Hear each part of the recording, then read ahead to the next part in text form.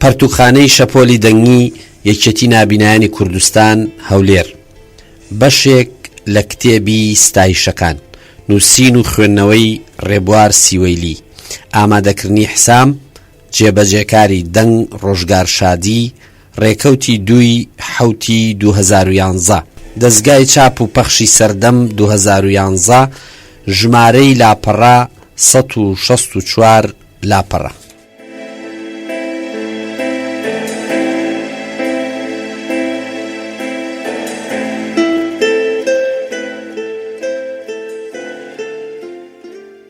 ستایشی دایک وەک شوناس. بۆچی کۆمەڵەوتارێک بە ستایشکردنی دایک دەست پێ بکەین؟ ئایا لە کۆمەلگایەکدا کە چیدی دایکان پەروەردەکەری ڕۆڵەکانی نەتەوە نین و پێشمەرگەکانی دوڕۆژ پەروەردە ناکەن، قسەکردن لەسەر کەسایەتی و کاریگەری دایکایەتی چ مانایەکی هەیە؟ دایکانی ئێمە بەگشتی چیدی لە چەقی ژیانی کەسایەتیماندا نەماون و بگرە زۆر جاریش لۆمە و گازاندەیان ڕوبەڕوو دەکەینەوە، چونکە ئەوان بە ئارەزوی خۆیان ئێمەیان هێناوەتە بوونەوە نەک بەویستی خۆمان. ئایا لە ماڵێکدا کە ئیتر تا دێت ئامێرەکانی چێشت لێنان و ماڵ بەڕێوەبردن بوونەتە ئامێری تەکنۆلۆژی و کەس جێدەستی دایک بە ڕاگررتنی ماڵەوە نابینێ و شوێندەستی دایک بە ئاسانی جیا ناکرێتەوە لە شوێندەستی ئامێرەکان، باسکردنی ڕۆڵی دایک چ مانایەکی هەیە؟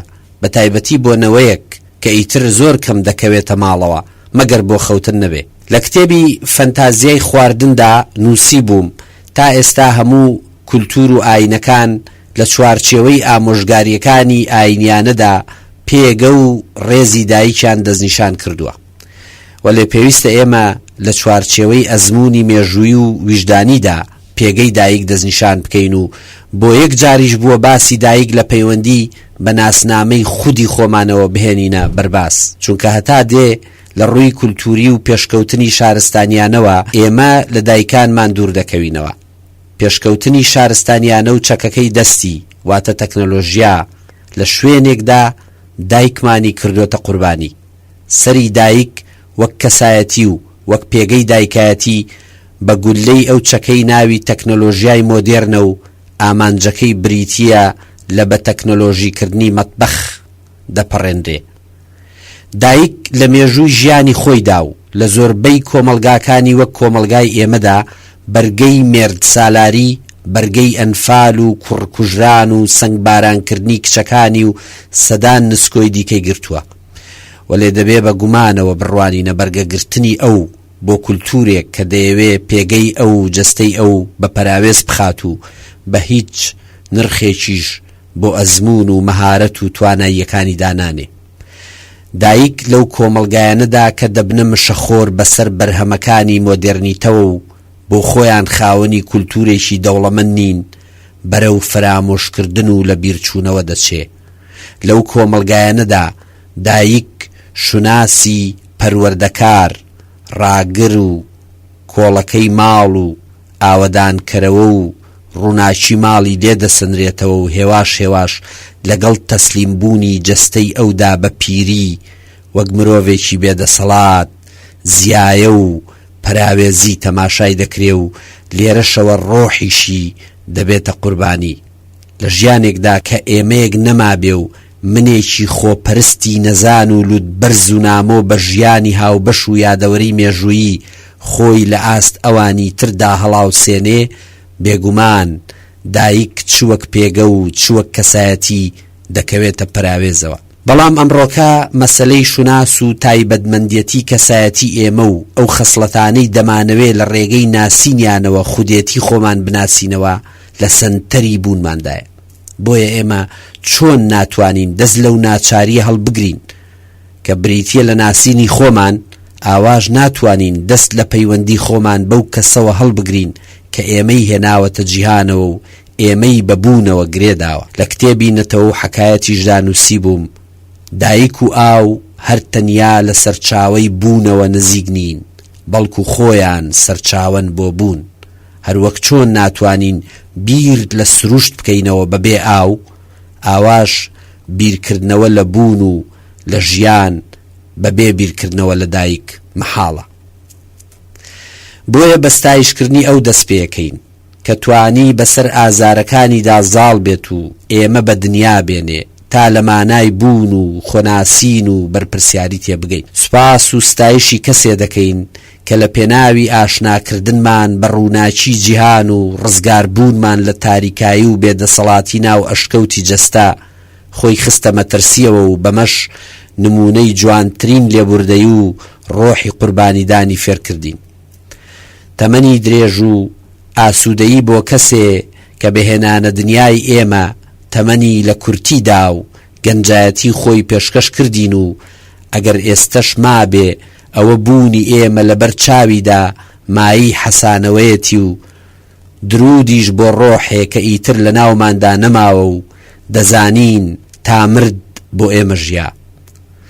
سڵاو لە کەسێ کە بوونی ئەو فراوانترە لە بوونی هەر مرۆڤێکی تر کە ناتوانێ وەک ئەو ببێتە هۆی فراوانکردنی ژیان و جیهان و مانەوەی ڕەگەزی مرۆیی. ستایشی کەسێکەکەین کە بوونی ئەو پلێک لە بوونی مرۆیی هەر کەسێکی تر بەرزتر و کامڵترە چونکە دەتوانێ بەبێ هیچ دەزمایەک ببەخشێ و بەخشندە بێت.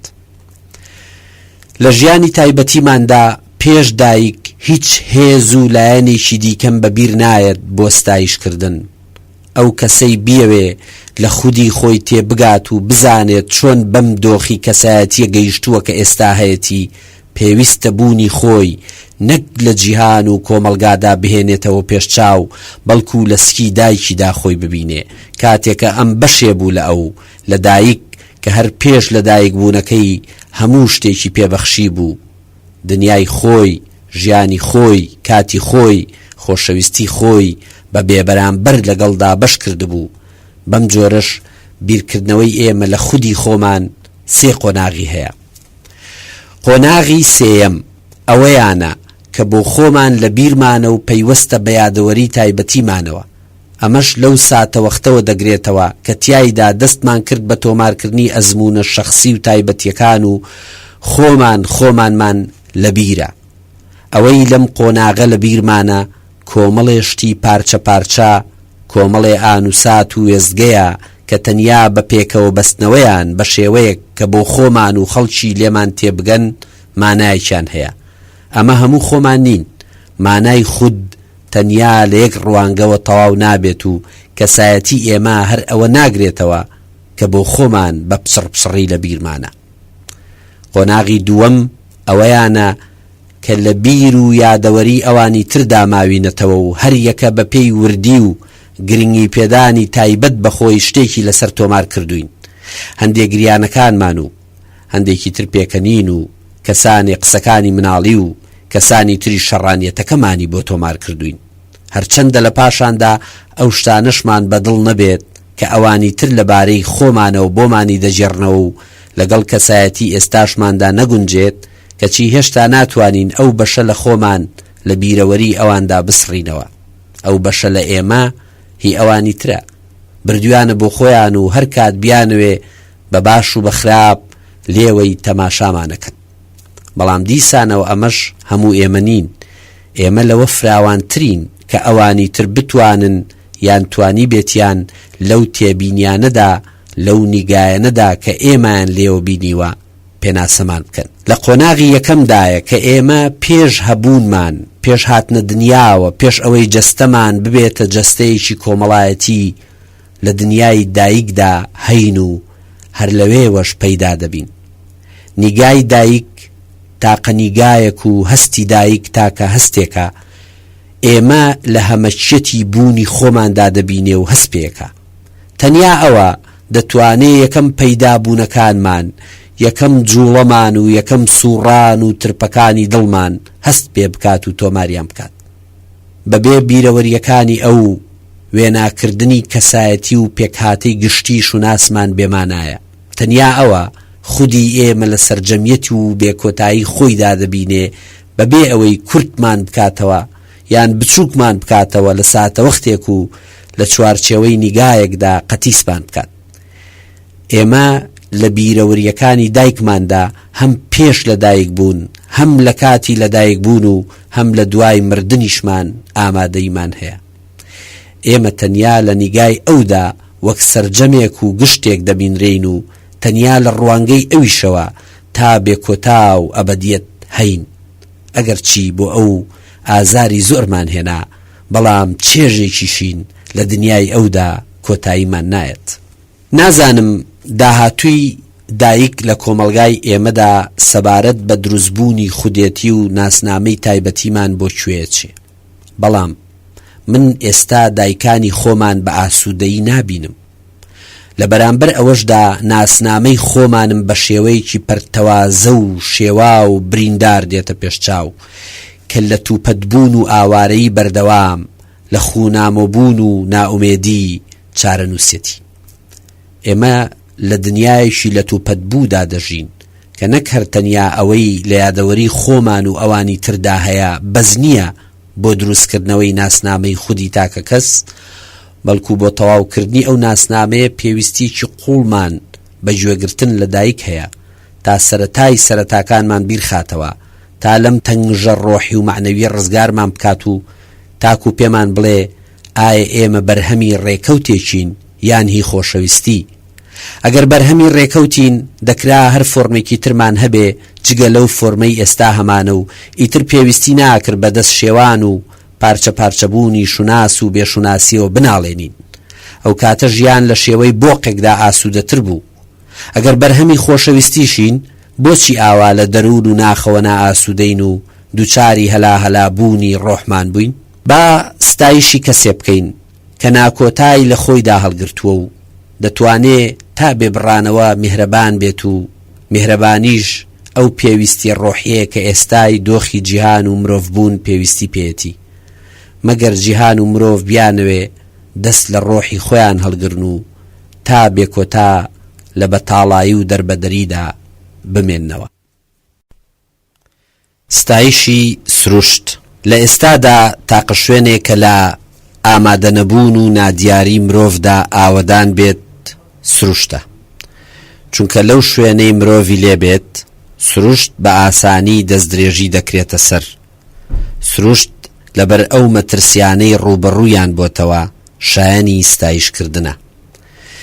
من باسی سروشت لە لای فەیلسوفەکان ناکەم، بەڵکو باسی سروشتی سادەی دەوروبەری مرۆڤی ئاسایی یەکەم کە پێشەوەی فەیلسوفەکان سەر هەڵدەن و تەفسیر و تێگەیشتنی قۆڵ لەبارەی پەیوەندی سروشت و مرۆڤەوە بخەنە ڕوو، هەم سروشت هەبووە و هەم مرۆڤ و هەم پەیوەندی نێوانیان.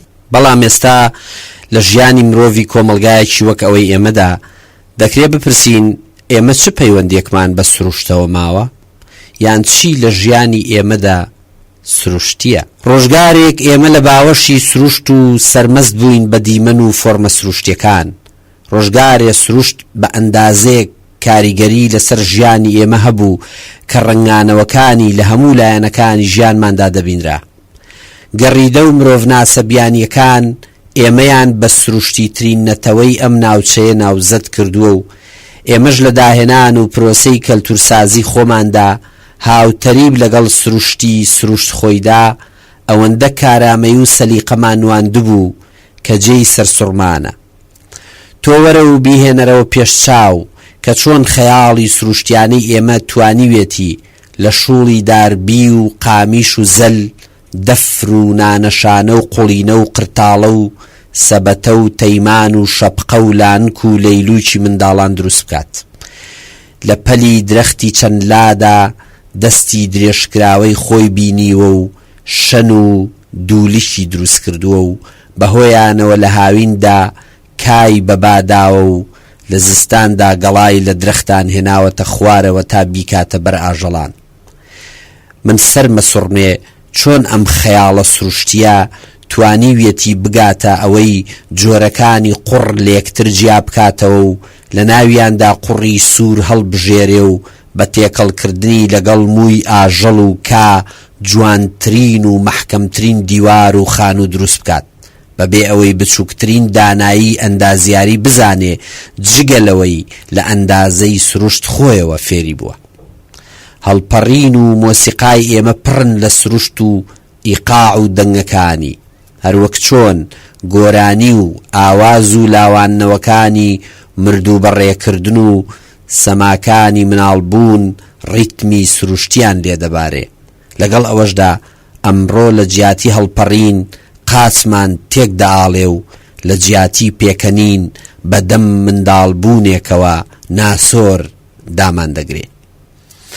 بەم جۆرە پەیوەندی ئێمە بە فەزاوە، بە ئاژەڵەوە، بە خاک و ئاو وەرزەکانەوە پەیوەندیەکی ئەوەندە سروشتیانە بووە کەوا بزانرێ کولتوری ئێمە درێژکراوەی سروشتی دەوروبەری ئێمەیە.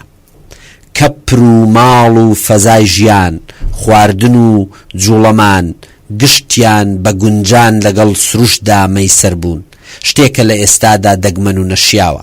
ئێمە لە ئێستادا بۆ خۆمان بە تەنیا ژین و ئاگامان لە سروشت نەماوە. ناشزانین سروشت لەکوێی ژیانماندایە و تا دێت ڕەنگانەوەکانیشی لە ئەزمونەکانماندا کاڵ و کاڵتر دەبنەوە. لە معریفەت ناسی سروشتیانەی ئێمەدا هەمیشە کەم و کوڕیەک هەبووە بەبێ ئەوەی بزانین و دەرچی پێ بکەین. ئەویش بریتی بووە لە نەزانینمان بەرامبەر بە جیابوونەوە لە سروشت. بێ ئاگایی لەوەی ڕۆژگارێک سروشت بەجێمان دەهێڵێ و لێمان دوور دەکەوێتەوە و تەنیا و تووڕەمان دەکات، بەشێکە لە کەم و کوڕی زانینمان لەبارەی سروشت و پەیوەندیەکانی بەخۆمانەوە. تووڕەیی و توندوتیوژی ئێمە هەم پەرچەکردارە بەرامبەر ئەو جیابوونەوەیە و هەم نیشانەی بێتواناییمانە لە داهێناندا. مرۆڤێ کە لە داهێنان دەکەوێ لەگەڵ سروشتی خۆیدا کەوتۆتە ناکۆچیەوە و لە سروشتی دەوروبەریشی دوور کەوتۆتەوە و ئیتر لە پەرچەکرداری ئەمەشدا تووڕە و هەراسان و نامۆ دەبێت. ئەو دەمەی سروشت لە ژیانماندا نامێنێ، هارمۆنی و هاوسەنگیمان تێک دەچێت و ئەو وزەیی لە سروشتەوە وەرمان دەگرت هەڵدەگەڕێتەوە بۆ وزەیەکی وێرانکاری و تێکدەرانە. بۆیە لە ڕۆژگاری ئەمڕۆکە و لە ئەزمموی ژیانی تایبەتیماندا چەندە ئاوەدانکردنەوەی کولتوری دەبینرێ، ئەوەندەش زیاتر وێرانکردنی سروشت و تێکدانی پەیوەندی نێوانمان و لێرەشەوە مەودای دوورکەوتنەوەمان لە داهێنان زیاتر و زیاترە بێ و نزیکبوونەوەشمان لە خۆوێرانکردن و ناهاوسەنگی خێراتر باوەشمان بۆ دەکاتەوە.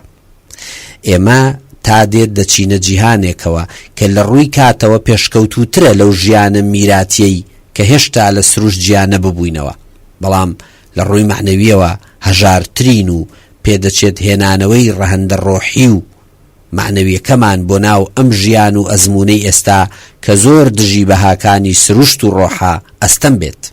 بەم مانایەش ئێمە چووینەتە ناو تەنیاییەکی قوڵترەوە کە هیچ داهێنانێک تیایدا ڕوونادا ئەگەر چی مەرجی یەکەم بۆ داهێنان تەنیاییە. وا بیرەکەمەوە هەروەک چۆن پشکردنە سروشت و هاوسەنگی خەیاڵڕێک بوو بۆ گەیشتن بە جیهانی مۆدێرن و ئاڵۆزیەکانی و پێی نەگەیشتین، ئاواش بۆ چوونە ناو جیهانێکی فراوانترەوە بۆ بوون بە مرۆڤێکی جیهانی و گەردوونی پێویستیمان بەوەیە لە دەرگای بەها بەخشینەوە بە سروشت بچینەوە ژوورەوە. ئەمڕۆ سروشت بەدەر لەوەی سروشتی زیندووەیان بێدەنگ، سروشتی دەوروبەری مرۆڤی ئاساییە یان سروشتی ناو چەمک و سەری فەیلسوف و شاعیرەکان، سروشتی دەستکردی ناو پارک و دارستانەکانە، یان سروشتی خۆڕسکی بنار چیا و دەشتاییەکان، یان هەر کامێ لەمانە و هەمویان پێکەوە بەهایکی مەزنە لە دنیای مۆدێرندا و ئاگایی و ڕۆشنبیری لە بەرامبەر سروشتدا ئاگایی مرۆڤێکی مۆدێرنە کە فڕێدانی قوتوێکی بیپسی بلایەوە بە هەمان ئەندازە تاوانە وەک تەقانەوەی بۆمبایەک. مرۆڤی مۆدێرن هەرچەندە لە سروشت نامۆ بووە و لە سروشتیش دوور کەوتۆتەوە، بەڵام هوشیاریەکی عەقڵانی بەرامبەر بە گرنگی سروشت بۆ ژیانی مرۆیمان هەیە کە بەراورد ناکرێ بە کۆی ئەو هوشیاری گشت ڕەگەزی مرۆڤایەتی لەبارەی سروشتەوە تا ئێستا کۆی کردوێتەوە. هەڵوێستی مرۆڤی مۆدێرن لە ئاست سروشتدا هێندەی هەڵوێستی پەرستیارێک بێت بۆ پەرستراوەکەی خۆی، هەڵوێستی عەقڵانی مرۆڤێکە لە بەرامبەر سەرچاوەکانی بوونی هاوبەشی مرۆیماندا. هیچ دەستەیەکی مرۆیی پێش سەرهەڵدانی مرۆڤی مۆدێرن نەیتوانیوە سروشت وەک خەمێکی هاوبەش کە مەزنترە لە خەونی ئاین و نەتەوە و ئایدۆلۆژیا و دەوڵەت بەرجەستە بکات و لە ڕوانگە عەقڵانیەکەی خۆیەوە پاساو بۆ پاراستنی و خەبات بۆ هێشتنەوەی بکات. بەم جۆرەش بەلای مرۆڤی مۆدێرنی هۆشمەندەوە پاراستن و ڕێزگرتن لە سروشت کەمتر نییە لەو خەبات و قوربانیدانەی نەوەکانی پێشتر لە پێناو بەها ئایدۆلۆژیەکاندا دەیان کرد و دەیان بەخشی. معریفەتناسی مرۆڤی مۆدێرن بەرامبەر بە سروشت معریفەتناسیە کە مرۆڤ لە چوارچێوە و پێگەیەکی جیهانی تر و گشتی تر دادەناسێنێ و شوناسی مرۆڤبوونەکەی لە شوناسێکی لۆکاڵیانەوە دەکاتە شوناسێکی گەردوونی تر.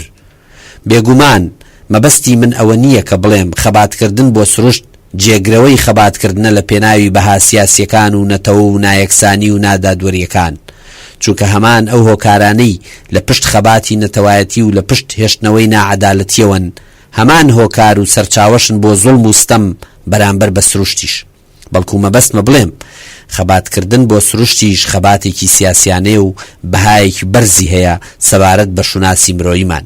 ئەمڕۆ سیاسەتکردن کایەکانی خۆی فراوانتر کردووە و دەکرێ مرۆڤ لەسەر زۆر شتی تریش هەڵباتێ و سیاست بکا کە پێشتر لەسەر کایی سیاسی حساب نەبوون.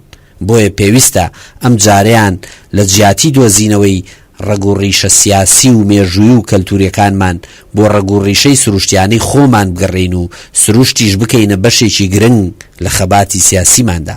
نەوەی نوێ میراتێکی خەباتکردنی لە نەوەکانی پێشترەوە بۆ ماوەتەوە، بەڵام مەرج نییە بابەتی خەباتکردنەکەی هەمان بابەتی نەوەکانی پێشتر بێ. نەوەی نوێ هەستیاریکی قوڵتری بە ژینگە و سروشتی دەوروبەری خۆی هەیە، هەروەک چۆن نەوەکانی پێشوو هەستەوریان بەرامبەر بە خاک و نیشتیمان پتە بوو بۆ دروستکردنی ناسنامەی سیاسی و کۆمەڵایەتی خۆیان.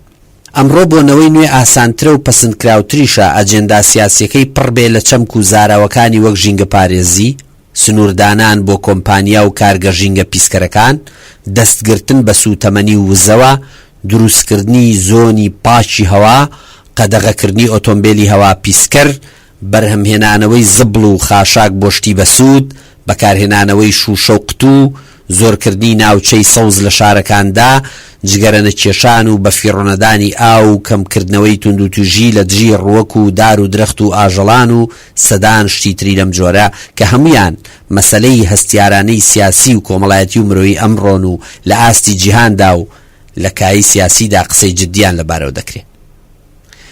گەرەکمە ستایشی سروشت بکەم تا بتوانم جارێکی تر گوێم لە خوڕەی ئاوی نێوان دوو بەرد بێ، تا بتوانم لەمانەی ئەم گوڵە و گوڵکردنی هەنگ تێبگەم و تا بتوانم نهێنی شتنی مردوو لەسەر تاتە شۆر چەمانەوەی مرۆڤ بۆکانی و تا بشتوانم لە حکمەتی نێوان فڕین و با ڕۆح و ڕزگاری ئازادی و نەمری تێبگەم. دەمەوێ بە ئاخرین نووزەکانی تەنیاییدا بچمەوە سەر تا لەم ڕەشایی و تاریکاییە دەرباز بم و بگەمەوە بە توانایی مرۆییەکانم بۆ خۆ پێگەیاندن و خۆ دروستکردن و داهێنان و ئاوەدانکردنەوە. چییە ئەم هەموو تەونی ئاڵۆزانە لە مندا کە ناهێڵێ بچمەوە سەر ڕیتمی هاوسەنگی و سەر ڕاستەڕێی داهێنان و وەدیهێنان و گونجان لەگەڵ دەوروبەر؟ من کە ئێستا ئەم هەموو خاوەنداریەم هەیە بەسەر شت و ئامێر و کەرەستەدا، ئەم هەموو سەروەت و سامانە مەتریاڵیانە تەنیان پێڵچنیوم بۆ ئەوەندە هەژارم لە دەوڵەمەندی ڕۆحی و معنەویە. دەمەوێ ستایشی بەشێ لە بوونی خۆم و هاوڕەگەزەکانم بکەم، بەشکم خودی ئەم وشانەی بۆ ستایشکردنەکانم پەنایان بۆ دەبم ببنەوە ڕایەڵی پەیوەندی لە نێوان ئاشناییم بەخشەیکی سەڵ و خشپەی گەڵا، ژیانێک بەبێ تێپەڕینی مارمێلکەیەک بەلاددا و پاییزێک بەبێ وەرینی گەڵا، چ ئەزمونێکی هەژارانەی ژیانە گەڕان بە دوای کڕی نیشانەی هەنگوینێکدا ساختەی تیاکرابێ و چ ترسناکە خیانەتی مرۆڤ لە تام و ڕنگ و بۆن. ستایش بۆ تۆ ئەی سروشت کە لەسەر یەکەم ئەزمونەکانی بە مرۆڤ بوونم ڕاتهێنام، کە ئەم جەستە بەتاڵەمت پڕ کرد لە بۆن و بەرامەکانی خۆت، کە پێت گوتم لە مندا تواناییەک هەیە بۆ چێژ و ئارامی و ئاسوودەیی. من لە تۆ فێر بووم، هیچ شتێ لە هەستی مرۆڤدا نییە بێگانە بێ بە تۆ و لە دژی تۆ بێت، جگە لەو شتانەی کە مرۆڤ لە ڕێگەیانەوە دژایەتی تۆ دەکات، جگە لەوە کە ناتوانێ هەستت پێ بکات و ڕێزت لێ بگرێ کە بەشێکە لە هەستکردن بە ناخی خۆی و ڕێزگرتن لە خودی خۆی. تا ئێمە بە جوانەکانی خۆمان بە گەورەی خۆمان و چێژ و ئاسوودەیی و هاوسەنجی خۆمان نەگەینەوە، محاڵە دەرک بە جوانی و گەورەی توانای تۆ بکەین. دابڕان دەمان کوژێ و بە تۆ ناگەینەوە لە پێشگەیشتنەوەمان بە خودی خۆمان. هەر هەنگاوێک بۆ دوورکەوتنەوە لە تۆ گومڕای کردبین، هەنگاوێکیش بووە بۆ نامۆبوون لە خۆمان. ستایشت دەکەم تا لە توڕدانی ئەو غرور و گومڕاییەمدا هاوکارم بیت کە بووە هۆی پچڕانی پەیوەندی من و جیا. ئەم هەموو سادەیە لە مندا کە ڕووی هەڵهێنا و ساڵەهای ڕاکشانم لەسەر بان بیر چۆتەوە بۆ تەماشاکردنی ئەستێرەکان.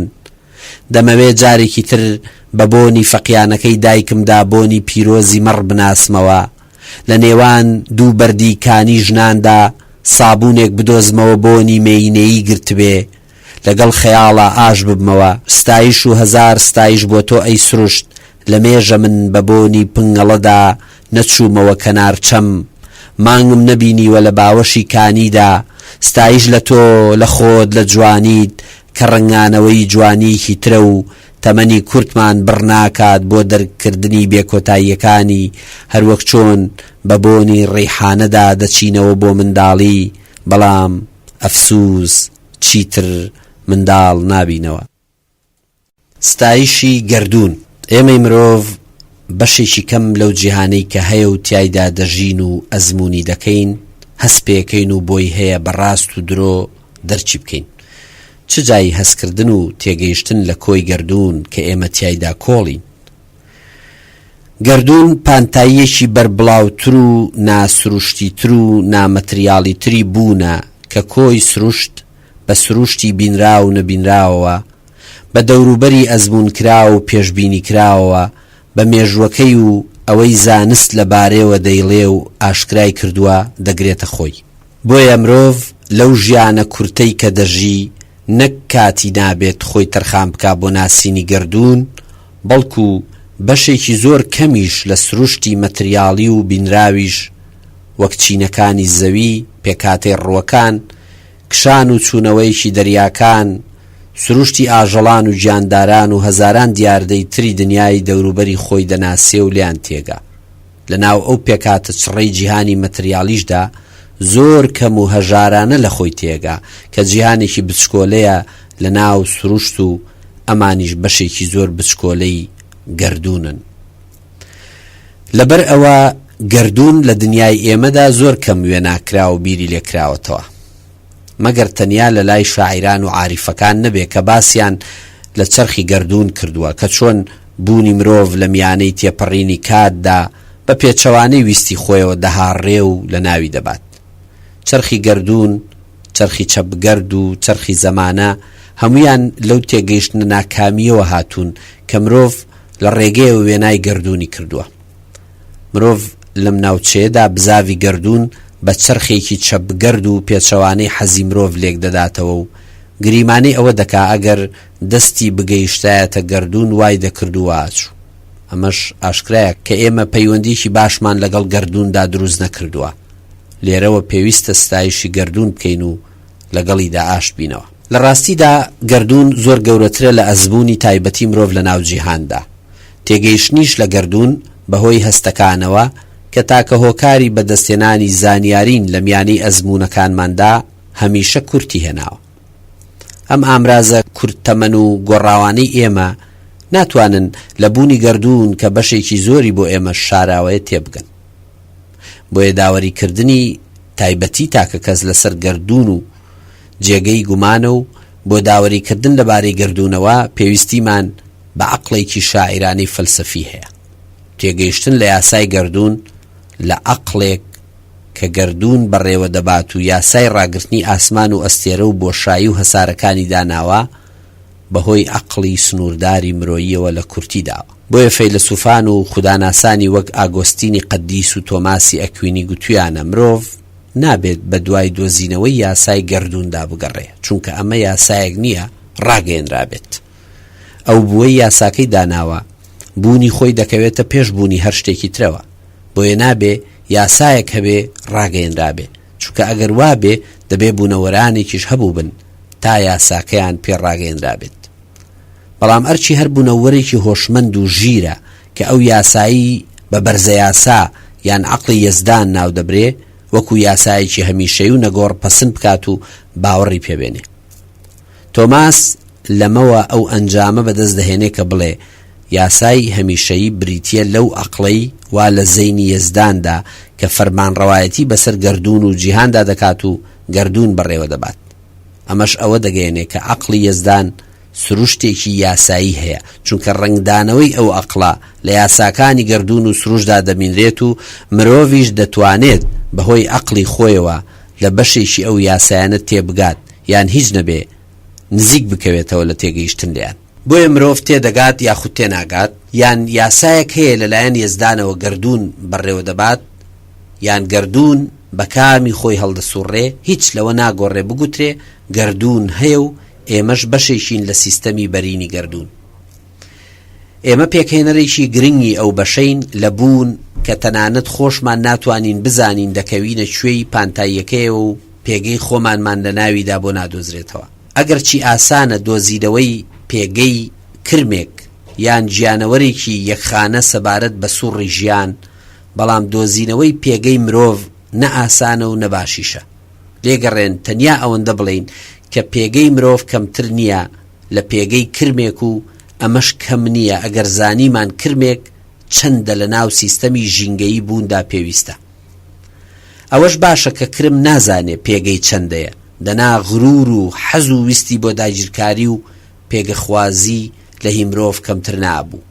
ئەو کاتش بە دڵنیاییەوە مرۆڤ و کرم پێکەوە لە ناو یەک سیستەمی ژینگەییدا هەڵیان نەدەکرد. بۆیە با نەزانین لە گەردوندا پێگەمان چەندەیە، بەڵام بزانین کە هەر چەندێ بێ زۆر گرنگە لە چاو گەورەی گەردون خۆیدا. لەبەر ئەوە هەر شتێ لە زەینی خۆماندا وەک پانتایی گەردون وێنا بکەیت و خەیاڵی لێ بکەینەوە لە چاو بوونی ڕاستەقینەی گەردوندا بچووکترە. ئەگەر گوتمان گەردون دەریایەکە و ئێمەش دڵۆپێکین لە دەریا، دیسانەوە دەشتوانین بڵین دەریاش بۆ خۆی دڵۆپێکی ترە لە دنیای گەردون و بەو جۆرە بەردەوام بین. لەبەر ئەوە ناتوانین پێوەرێکمان بۆ زانینی پانتایی گەردون هەبێ بەبێ گەڕانەوە بۆ تێگەیشتنە سنووردارەکەی عەقڵی خۆمان و هەستەکانمان. هێندە هەیە پێویستە بزانین ئێمە چ لە ناو ناخی خۆمان، چ لە باوەشی خۆشەویستەکەمان و چ لە ماڵ و شار و وڵاتی خۆمان و دنیای فیزیکیانە و سروشت دابین، دوازار هەموو ئەوانە دەکەونە ناو بەرینی گەردونەوە و گەردون دو ئامێزە لە خۆی گرتووین. بەڵام ئەگەر گەردون ئەوەندە بەرین بێت کە ئێمە نەتوانین خەیاڵیش لێ بکەینەوە، چ سوودێکی هەیە خەیاڵکردنەوە لە گەردون؟ بە بڕوای من خەیاڵکردنەوە لە گەردون سوودی زۆرە. هەر ئەوەی کە مرۆڤ بەو هەموو بچووکی خۆیەوە دەتوانێت بیر لە شتێ بکاتەوە یان خەیاڵ بکاتەوە لە پانتاییەک کە سنوورەکەی لە بیرکردنەوە و خەیاڵکردنەوەش فراوانترا، دەستکەوتێکی گەورەیە. بۆیە دەشێت خەیاڵکردنەوە لە گەردون بۆ خۆی پێوەرێک بێت بۆ زانینی پانتایی گەردون، بەڵام دەبێت ئەو خەیاڵ و بیرکردنەوەی فراوان و بێسنوور بێت. بیرکردنەوە لە گەورەترین شتێ و هێنانە پێشچاوی فراوانترین بەشی بوون خۆی لە خۆیدا دەسەڵاتی مرۆیی ئێمە و توانای ئێمە لە دەرچوون لەو سنوورانە پیشان دەدا کە جیهانی فیزیکی و جەستەیی خۆمان جیهانی کۆمەڵایەتی سروشتەچی و مەتریاڵی بۆیان داناوین و تیاندا بەند کراوین. هیچ شتێ لەوە خۆشتر نییە مرۆڤ بتوانێ بە توانای خۆی سنوورەکان ببەزێنێ و پرۆڤە بە بیر و خەیاڵی خۆی بکات بۆ کەشفکردنی بەشەکانی تری بوون کە لەو دی و سنوورە بەرجەستەکانەوەن. هیچ شتێ لەو ئازادیە خۆشتر نییە کە مرۆڤ لە خەیاڵ و بیری خۆیدا پێی دەگات و تێدەگات کە ماناکانی ئازادی زۆر فراوانترن لە ئازادیە سیاسی و کۆمەڵایەتی و کولتوریەکان. هیچ ئازادیەکیش خۆشتر و مەزنتر نییە لە ئازادی بیرکردنەوە، با ئەو بیرکردنەوەیە بیرکردنەوە بێت لە شتێکیش کە خۆی نادات بەدەست سنوورەکانی بیرکردنەوە. گەردون لە بەردەم بوونەوەری بیرکەرەوەدا ئەوەندە جوانە کە بەردەوام ناچاری دەکات بیری لێ بکاتەوە. بیرکردنەوەش لە گەردون هەم هەڵوێستە و هەم چالاکی. هەڵوێستە چونکە مرۆڤ بیر لە بابەتێک دەکاتەوە کە دەبێتە ناوەڕۆکی بیرکردنەوەکەی و بەهای ئەو شتەی بیری لێ دەکرێتەوە بە بیر لێکردنەوەی دەسەلمێ، نەک بە سەپاندنی یان بە مژدەپێدانی لە چوارچێوەی کتێبێکی ئایدۆلۆژی و پیرۆزدا. لەم دۆخەدا بەهای گەردون ئەوە نییە بگوترێ گەردون پیرۆزە یان نمونەیە یان لە کتێبە ئاسمانیەکاندا باسکراوە یاخود هەر جۆرە سیفەتێکی باڵای تر کە دەکرێت پێی ببەخشین، بەڵکو دەگوترێ گردون بەهادارە چونکە ناوەڕۆکە بۆ بیرکردنەوەی ئێمە. شتێکە دەبێتە ناوەڕۆکی بیرکردنەوە شتێکی بەهادارە لەبەر ئەوەی بیرکردنەوە ناتوانێت بیرکردنەوە بێت لە شتی بێناوەڕۆک. هەروەها بیرکردنەوە لە گردون چالاکیەکیشە کە بوونەوەری بیرکەرەوە پێی هەڵەسێ. چالاکیە چونکە بیرکردنەوە بۆ خۆی چالاکیە لە پلەیەکی بەرزدا و سەرقاڵکردنی بەرزترین تواناییە لە بوونەوەری بیرکەرەوەدا بۆ ئەوەی دەستنیشانی پەیوەندی خۆی وەک بیرکەرەوە لەگەڵ بیرلێکراودا بکات. یاساکە ئەوەیە هەموو مرۆڤەکان بیر دەکەنەوە. بۆ نمونە ئێمە هەمومان بیر لە دەرامەتی مانگانەمان دەکەینەوە، بیر لە کڕینی دەستێجلی زستانە دەکەینەوە، بیر لە سەردانی ماڵی هاوڕێیەک و بیریش لە دڵخۆشکردنی دەوروبەرمان دەکەینەوە. بەڵام ئەمانە هیچیان ناچنە پلەی بیرکردنەوە لە ئاستی بەرزدا. بیرکردنەوە لە پلەی بەرزدا پەیوەندی هەیە بە بەردەوامی بیرکردنەوەوە، نەک بە بیرکردنەوە لە دۆخێک کە پێویستە پیایدا تێپەڕین و دوای ئەنجامدانی ئەرچێک ئیتر پێویست نەبێت زیاتر بیری لێ بکەینەوە. من هەموو ڕۆژێ بیر لە دەرامەتی مانگانەی خۆم و خێزانەکەم ناکەمەوە. هەموو کاتێ بیر لە کڕینی دەستێ جلی نوێ ناکەمەوە. کەس هەموو ڕۆژێ سەردانی ماڵی خزمانی ناکات. لەبەرەوە لەم دۆخانەدا بیرکردنەوەی ئێمە بە بەردەوامی وەرناگرێ و ئەمەش بەمانەی ئەوەیە بیرکردنەوەکەمان بیرکردنەوە بووە لە شتی سنووردار. لە کاتێکدا بیرکردنەوەی بەردەوام بریتیە لە بیرکردنەوە لەو بابەتانەی لە دەرەوەی بوونی ئێمە بەردەوامی خۆیان وەرەگرن و بوونی ئەو بابەتانەش پابند نییە بە ویستی بیرکردنەوەی ئێمەوە. بۆ نمونە هەر یەک لە بیرکردنەوەکانی مرۆڤ وەک بیرکردنەوەی لە ئازادی، لە عەدالەت، لە چاکە، لە خودا، لە خۆشەویستی و لە گردون بیرکردنەوەن لە ئاستی بەردەوامیدا و بیرکردنەوەن لەو بابەتانەی کە بۆ هەمیشە ناوەڕۆکی بەهادارانە بۆ بیرکردنەوە پێک دەهێنن. بەم جۆرەش بیرکردنەوە لە گردون چالاکیەکە لە پلەی بەردەوامی بیرکردنەوەدا و ئەمەش بەمانای ئەوەیە مرۆڤ وەک بیرکەرەوەیەک لە هەر بارودۆخێکی ژیانیدا کە بۆی هەیە ئەو بارودۆخە بەشێ لە بیرکردنەوەی داگیر بکە هێشتا دەتوانێت بیریش بکاتەوە لەو بابەتانەی کە بوونی ئەو لە ناو سیستەمێکی گەورەتری ژیاندا دەسەلمێنن کە ئەو بەشێکە لە پێکهاتەکەی. بۆیە دەکرێت کۆی ئەو کێشانەی مرۆڤ لە میانەی تەمەنیدا دووچاریان دەبێت ببنە ڕێگر لە بەردەم بیرکردنەوەی ئەودا لە گردون، لە ئازادی و لە چاکە. بەڵام مرۆڤی چالاک کەسێکە لە ناو کۆی ئەو کێشانەشەوە بەردەوامی دەدات بە بیرکردنەوە خۆی و بیرکردنەوە وەک هەڵوێست و چالاکی لە بووندا بەرجەستە دەکات. لە نێوان خەیاڵکردنەوەی مناڵ کاتێ گوێ لە چیرۆکێکی خۆشەگرێ و بیرکردنەوەی ئێمە کاتێ خەیاڵ لە گردون دەکەینەوە شتێکی هاوبەش هەیە. ئێمە لە بەردەم فراوانی گردوندا بە منداڵێگەچین کە خەیاڵمان زۆر فراوانتر دەڕوا لەو چیرۆکانەی لەبارەی گردونەوە دەیان بیستین. ئەم منداڵ بوونەوەیە لە بەرامبەر گردوندا بۆ خۆی کەمێ لەو هەستی خۆ بە گەورە زانینەمان کەم دەکاتەوە کە بۆی هەیە لە ئاست ژیانەوەر و جیهانی سروشتەکیدا هەمان بێ یان جاروبار داگیرمان بکات. بۆ ئەوەی لەو داگیرکاریە خۆمان ئازادکەین پێویستە ئەخلاقی شاعیرانمان هەبێ. بیرکردنەوە لە گردون ڕێگایەکی شیاوە چونکە هەموو بیرکردنەوەیەک لە گردون بچووکی خۆمانمان بیر دەخاتەوە. هەروەک چۆن کاتێ بە منداڵی لەسەر بان ڕاکشاین و تەماشای ئاسمان و ئەستێرەکانمان دەکرد تێدەگەیشتین کە ئێمە و دنیای ئێمە لە چاو بەرینی هەسارەکاندا چەندە بچووکە. خەیاڵکردنەوە لە گردون سوودێکی تریشی هەیە کە بریتیە لە ڕزگاربوونی بیر و خەیاڵی ئێمە لە هێنانە پێشچاوی قەبارە و کێش و چەندایەتی و چۆنایەتی کۆی ئەو شتانەی کە لە دنیای ڕۆژانەدا ناچارمانەکەن بیر و خەیاڵیان لێ بکەینەوە و بایی ئەوەش خەیاڵ و بیری ئێمە هێندەی قەبارەی خۆیان بچووک دەکەنەوە و لە سنووری کێش و چەندایەتی و چۆنایەتی و سیفاتەکانی خۆیاندا سنووردارمانەکەن. ئەوەی کە مرۆڤ لە واقعێکدا دەژی و ئەم واقعات چەند لایەنێکی هەیە کە خۆی لە ڕەهەندی دەرونی مرۆڤ، ڕەهەندی کۆمەڵایەتی، سیاسی و کەلتوری، شوێن و کات، یاخیبوون و تەسلیمبوون و سەدان شتی دیکەی لەو جۆرەدا دەبینێتەوە و هەر یەکێ لەم ڕەهەندانەش بەشێ لە خەیاڵ و بیرکردنەوەی ئێمە بۆ خۆیان دەبن. ئەوە سنووردانانێکی ئەو واقعەیە بۆ بیر و خەیاڵکردنەوەی مرۆڤ. لەوە گەڕێکە مرۆڤ لەو تەمەنەی کە دەیباتە سەر هێشتا ناتوانێ بە وردی و بە چاچی بیر و خەیاڵ لە زۆربەی ئەو ڕەهەندانەی ژیان و واقع بکاتەوە کە تیایداژی، بەڵام مەترسی لەوەدایە هەموو هێزی بیرکردنەوە و خەیاڵمان لەلایەن ئەو بەشە بچووکەی بوونەوە داگیر و جلەو بکرێ و مرۆڤ نەتوانێت بیر لە گەردوون بەمانە فراوان و بێسنوورەکەی بکاتەوە. ئێمە زانین کە بە خەیاڵکردنەوە گەردوون بەدەست ناهێنین، بەڵام ناشکرێ کۆی خەیاڵ و بیرمەندیمان لە پای واقعێکدا بدۆڕێنین کە تەنیا بەشێکی زۆر کەمە لەو بوونەی تیایدا ژین و بەشێکین لە پێکهێنەری.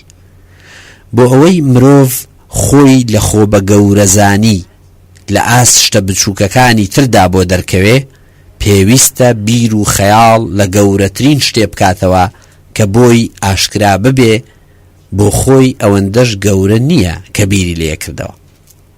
بەڵام بۆچی پێویستە ئێمە لە ناو ئەم واقعی تایە ژین بیر لە گەردوون و بێسنووریەکانی بکەینەوە؟ بە بڕوای من لەبەر چەند هۆیەک. یەکەم، بیرکردنەوە لە گەردوون زامنکەری ئازادی بیرکردنەوەیە لە دەرەوەی ئەو چوارچێوەیەی دنیای کۆمەڵایەتی بۆ بیرکردنەوەمانی دەستنیشان کردووە. لێرەدا ئێمە مانای ئازادی بیرکردنەوە بە ژمارەی ئەو شتانەی دەبنە بابەتی بیرکردنەوەی ئازاد، وەک بیرکردنەوە لە سربەخۆیی، ڕزگاربوون لە دیکتاتۆریەت، لە دەسەڵاتی باوک، ئازادی تاکە کەس، ئازادی ڕادەربڕین، کۆمەلگای مەدەنی و ئەو بابەتانەی تر دەستنیشان ناکەین. بەڵکو مەبەستمان لە ئازادی بیرکردنەوە بەردەوامیە لە بیرکردنەوەدا بەبێ خۆبەستنەوە بە بیرکردنەوە لە چوارچێوەی ئەو شتانەی دەکەونە بازنەی کات و شوێنێکی دیاری کراوە. دووەم، لەبەر ئەوە تا ئێستا کۆی ئەو ئایدۆلۆژیا و ئەفسانە و ئاین و مێژووی بە میرات بۆمان ماوەتەوە و خۆشمان تیایدا ژیاوین، بە واقع خۆشیەوە زەین و خەیاڵی ئێمەیان لە چوارچێوەی ئەو مژدە و بەهەشت و دۆزەخ و سەرکەوتن و نوشستی و دروشمانەدا سنووردار کردووە کە هەڵگریان بوون. ئێمە داوامان لێکراوە لە چوارچێوەیەکدا بیر و خەیاڵمان بخەینە کار، نەک بە شێوەیەکی ئازاد، چونکە ئەگەر لە دەرەوەی ئەو چوارچێوانەی ئاین و ئایدۆلۆژیا و مێژوو واقع بۆیان دەستنیشان کردوین بیر بکەینەوە و خەیاڵ لێدەین، ئەوە هەر ئەو ئاین و ئایدۆلۆژی واقعی تیایدا دەژین دەمان خەنە بەرەی حرامکار و خیانەتکار و یاخیەوە و سزامان بۆ دەبڕنەوە. هیچ کامێ لە ئاین و ئایدۆلۆژیا و مێژوو واقع ڕێگەمان پێ نادەن بە ئازادانە بیر بکەینەوە، بەڵام بیرکردنەوە لە گەردوون پێش هەموو شتێ ئازادیە لە بیرکردنەوەیدا. سێم، بیرکردنەوە لە گەردوون لە مرۆڤێکی لۆکاڵی و دیارگەراوە دەمانکاتە مرۆڤێکی گەردوونی. لە ڕۆشنبیری خۆماڵی ڕزگارمانەکات و ڕۆشنبیریەکی دوورمەودا و بەرینمان دەداتێ تا لە ڕێگەیەوە بوونی خۆمان لەو دی و سنوورەکانی نەتەوە و نیشتیمان و ئایدۆلۆجیا، مێژوو، ئاین و واقعەوە بسەلمێنین. چوارەم، گەردوون بێڕەگەزە، یان تا ئێستا هیچ بیرکردنەوەیەک نەیتوانیوە دەستنیشانی ڕەگەزی گەردوون بکات. لەبەر ئەوە بیرکردنەوە لە گەردوون بیرکردنەوەمان لەسەر بێڕەگەزی ڕادەهێنێ و لە کۆی ئەو نائەدالەتیانە ڕزگارمانەکا کە بیرکردنەوە لەبارەی نێرومێ، پیاوانە و ژنانە، ئێمە و ئەوان جیرۆدەیان دەبێت و بەهۆی تەسلیم بوون بە ئەمیان یان ئەویانەوە دووچاری هەڵەکردن و کەم و کوڕی دەبێت. بیرکردنەوە لە گەردوون بیرکردنەوەیە لە بابەتێک و هەڵوێست وەرگرتنە لە ناوەڕۆژێکی پڕبەها کە نازانین ڕەگەزەکەی چییە. ئێمە دەزانین کە هەرەمرین، دەشزانین پاش مردن هەندێکمان دەچینە بەهەشتەوە و زۆر بەشمان بۆ دۆزەخ، هەندێکمان مەدالیا وەرەگرین و بەشێکی زۆریشمان بە خیانەتکار ناو دەبرین. بەڵام ئەوەی کە لێمان ڕوون و ئاشکرایە ئەوەیە پاش ئەم جیهانە بۆ هەر شوێنێ ڕەوانە بکرین، ئەو شوێنە لە دەرەوەی ئامێزی گەردوون نییە. هیچ پێوەرێکیشمان نییە بۆ زانینی پانتایی و گەورەی گەردوون جگە لە خەیاڵکردنەوەی خۆمان. بۆیە پێویستە هەتا پێمانەکرێ بە فراوانی بیر لە گەردوون بکەینەوە و پێویستە گەردوون ستایش بکەین کە بەو هەموو گەورەیی خۆیەوە ئامادەیە ببێتە ناوەڕۆک بۆ بیرکردنەوەی بوونەوەرێکی بچکۆلەی وەکو ئێمە.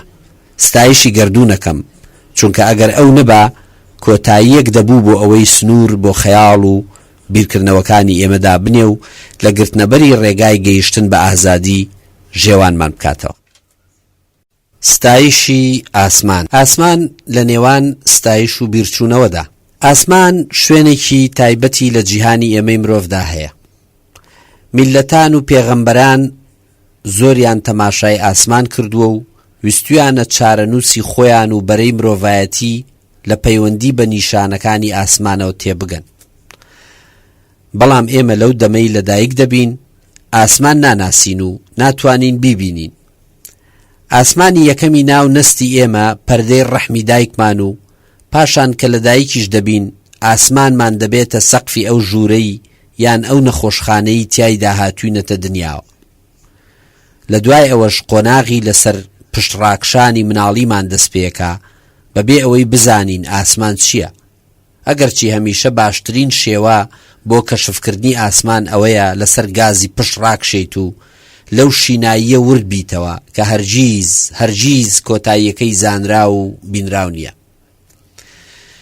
یەکەمین و کۆنترین یادەوەری من لەبارەی ئاسمانەوە کۆنترین ئاماژەیەک لە زەینمدا ما بێت کە ئاسمانم لێوە بینی بێ ڕوخساری دایکم و باوکمە و پێم وایە زۆرینەی ئەوانش کە لە هەمان جۆری خێزانی موسڵماندا گەورە و پەروەردە بوون هەمان ئەزمونیان هەبێت.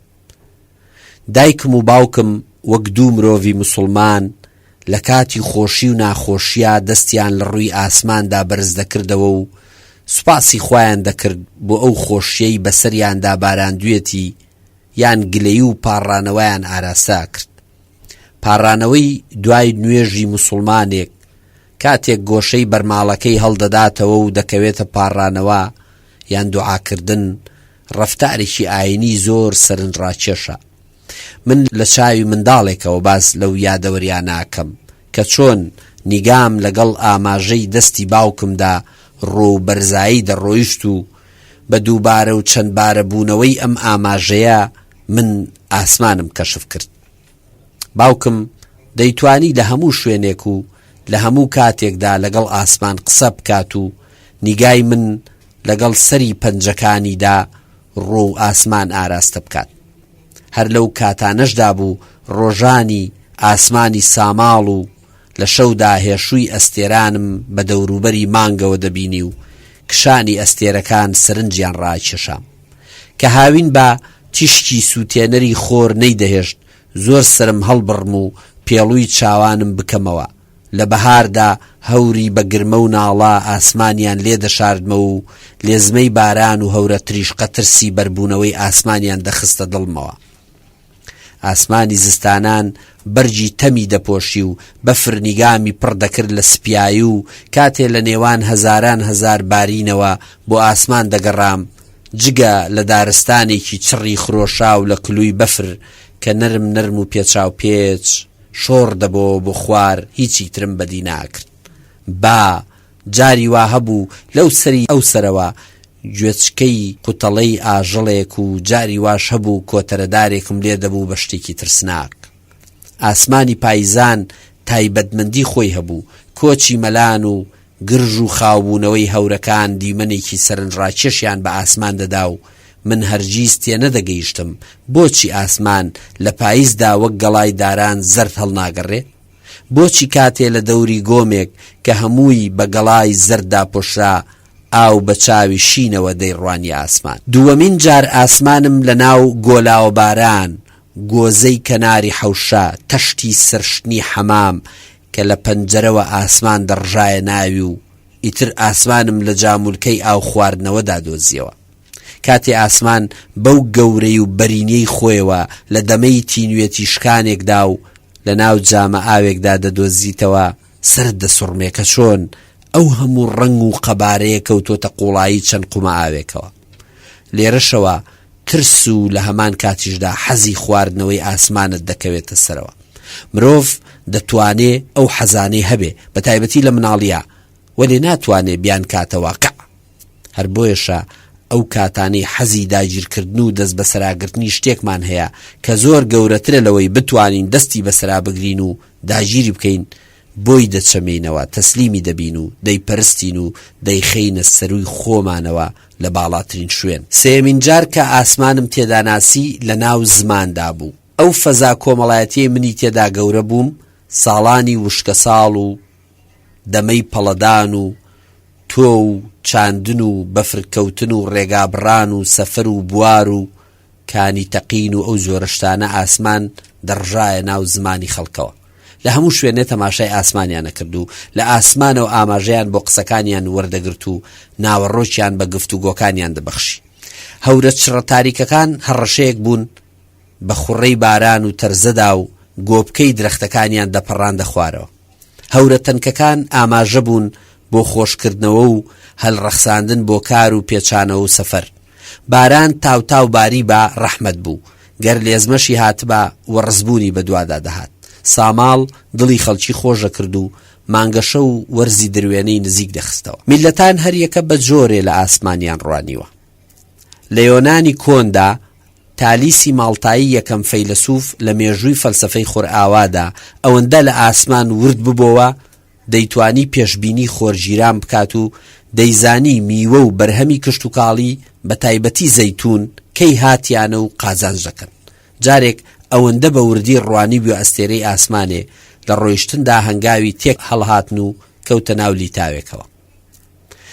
بابلی و سۆمەری و ئاشوریە کۆنەکان باغی هەڵواسرا و بورجی بابلیان بۆ هەڵگەڕان بەرەو ئاسمان دروستکردن و ژمارە ناسی و ئەستێرە ناسیەکەیان کە هەمویان لە پەیوەندی بە ئاسمانەوە داهێنا بوو بە جیهاندا بڵاو ببوونەوە. میسرێ کۆنەکان لە شێوەی دابەشبوون و شوێن گۆڕچیەی ئەستێرەکاندا هەرەمەکانیان دروستکردن و دەیانویست نەخشەی ئاسمان لە سارادا بەرجەستە بکەن. زەردەشتیەکان خۆریان کردە لۆگۆی ئاینەکەیان و ئاگریان لەسەر بەرزاییەکان کردەوە تا مژدەی ئاوەدانی لەسەر زەوی بدەنە یەزدان بۆ ئەوەی ئاگای لیان بێت. مەسیحیەکان جیهانیان پڕ کرد لە ئایکۆنی قوربانی و خاچ و هەستانەوە و معجیزە و تەلارسازی کەنیسەیی و گۆتیکیان بەرهەم هێنا. مسلمانان هەرچی سێمبولە ئاسمانیەکانە هەرچی فۆرمە مەلەکوتیەکانە دایان گرتنە سەر زەوی و لە هونەری تەلارسازیدا و بە شێوەی کەوانە و بازنە و لاکێشە و مارپێچ و چوارگۆشە و سێگۆشە و فۆرمی ئەندازیاری تر لە خانوو و عەمارە و مزگەوت و کاروانسەرا و خانەقادا بەرجەستەیان کردن. چی لەوە جوانترە مزگەوت بە هەوڵدانێ بۆ داگرتنی فەزای شینی ئاسمانی بۆ سەر زەوی لە قەڵەم بدەین؟ خەتخۆشی و ڕازاندنەوەی دەستنووس و کتێبە پیرۆزەکان گشتیان ڕنگدانەوەی تێڕوانینی مرۆڤیان بۆ ئاسمان پێوە دیارە. کوردیش وێڕای هاوبەشی لەگەڵ مانەوی و زەردەشتی و مسلماناندا تێڕوانینی تایبەتی خۆشی بۆ ئاسمان هەبووە کە ڕنگدانەوەی ژینگە سروشتی و کۆمەڵایەتی و کولتوریەکەین. کوژەکە و موروی شین و بەردی پیرۆزە و گوڵەستێرە هەمویان لە ڕنگ و فۆرمدا بەرجەستەکەری ڕەهەندی ئاسمانیانن بۆ دوورخستنەوەی بەڵاو ناخۆشی و چاوەزار. ئەمەش لە فەزایەکدا کە مرۆڤ پێویستی بەمانەوە هەیە و بۆ ئەمەش دەبوو ئەو ڕەمزانە لە ژیانی خۆیدا بەرجەستە بکە کە لە ناخۆشی و چاوەزار و قات و قڕی دووری دەخەنەوە. لە شیعر و مناجاتدا ویستویەتی بەهۆی ڕووکردنە ئاسمان ڕاستەوخۆ لەگەڵ خوا بکەوێتە گفتوگۆ. جارێک ویستویەتی بەسەر چیاکانی بکەوێت تا بە ئاسمان بگات و جارێکیش هەوڵی داوە ئاسمان بخاتە باوەشی کۆمەڵە شاخە سەخت و گەردن کەشەکانیەوە کە هەستی بە تەنیایی کردووە ڕووی کردوتە مانگ و تەنیایی خۆی لە مانگدا بینیوەتەوە تا بەرەبەیان بە دیار ئەستێرەی بەختەوە دانیشتووە تا پێک بگەن و ئەمیش نەزر و ئاواتێ بخوازێ. لە پاش ناخواردن ڕووی کردوتە ئاسمان و سوپاسی کردووە بۆ ئەو ڕزقەی پێی بەخشیوە.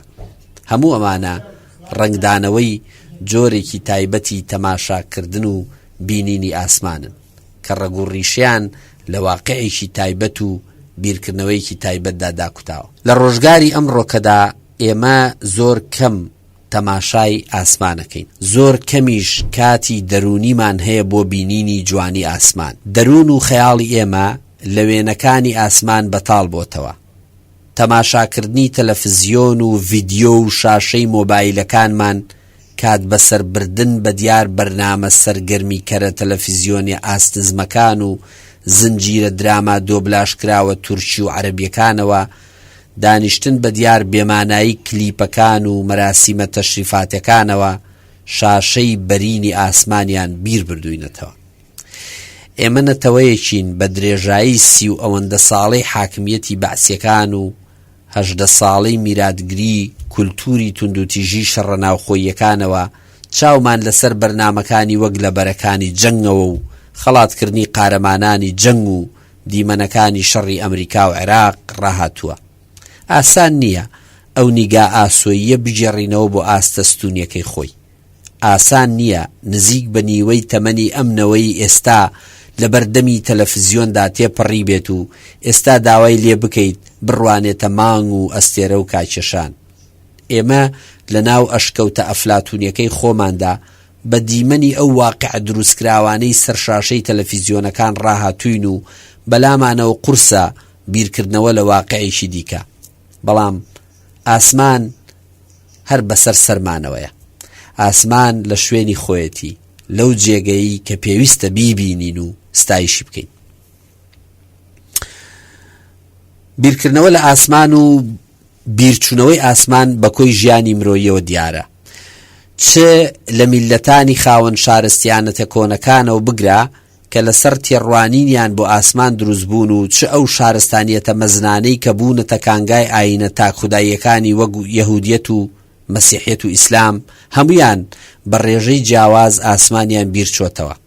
لە هیچ کامێ لەم شارستانیەتانەدا ئاسمان مانای جاریانی خۆی نەماوە و کەس بۆ ئەوەی وەڵامی پرسیارەکانی دەستکەوێ و لە چاوەزار و بەڵاو مەترسی ڕزگاری بێت سەیری ئاسمان ناکات. لە هەر شوێنێکی ئەم شارستانیەتانەوە بڕوانیت ئاسمان بێڕێزی پێکرێت و ئەوەش نیشانەی بیرچوونەوەی ئاسمانە لەلایەن مرۆڤەوە. ئەمڕۆ ئاسمان بۆ مرۆڤ بۆتە زبڵدانێکی تر کە پیسایی بۆ بەرز دەکاتەوە.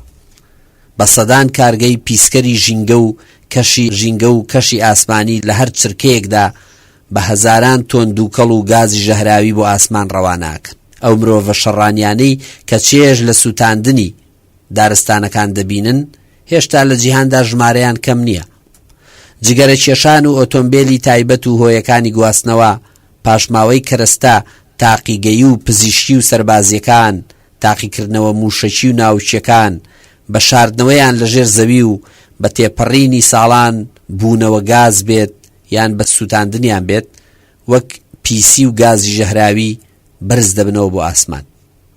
بۆیە لە ئێستادا ئاسمان مانا جادوویە پیرۆز و سەرسڕهێنەرەکەی جارانی خۆی لەدەستداوە کە دەبووە هاندەری مرۆڤ بۆ بیرکردنەوە لە خودا و پیرۆزی و داهێنان. ڕوونەکردنە ئاسمان و نەبوونی چاوەڕوانی لە ئاسمان بەشێکی دانەبڕاو نین لە ژیانی ناخەکی مرۆڤ. پێویستە هۆکاری ئەمە لە نائاسوودەیی مرۆڤ و سەرقاڵبوونی شێتانەی بە واقعێکی جەنجاڵەوە بدۆزرێتەوە. ئەوەی کە مرۆڤ تەسلیمی واقع بووە و تەماشاکردنی ئاستەکانی ژیانی ڕۆژانە بۆ تەکار و پیشەی سەرەکی، نیشانەی ئەوەیە ئیتر مرۆڤ نابینێ و دەرگ ناکات. زاڵبوونی تەماشا بەسەر بینیندا مرۆڤی لە ئاسمان و نهێنیەکانی و پێکاتەکانیدا نابینا کردووە.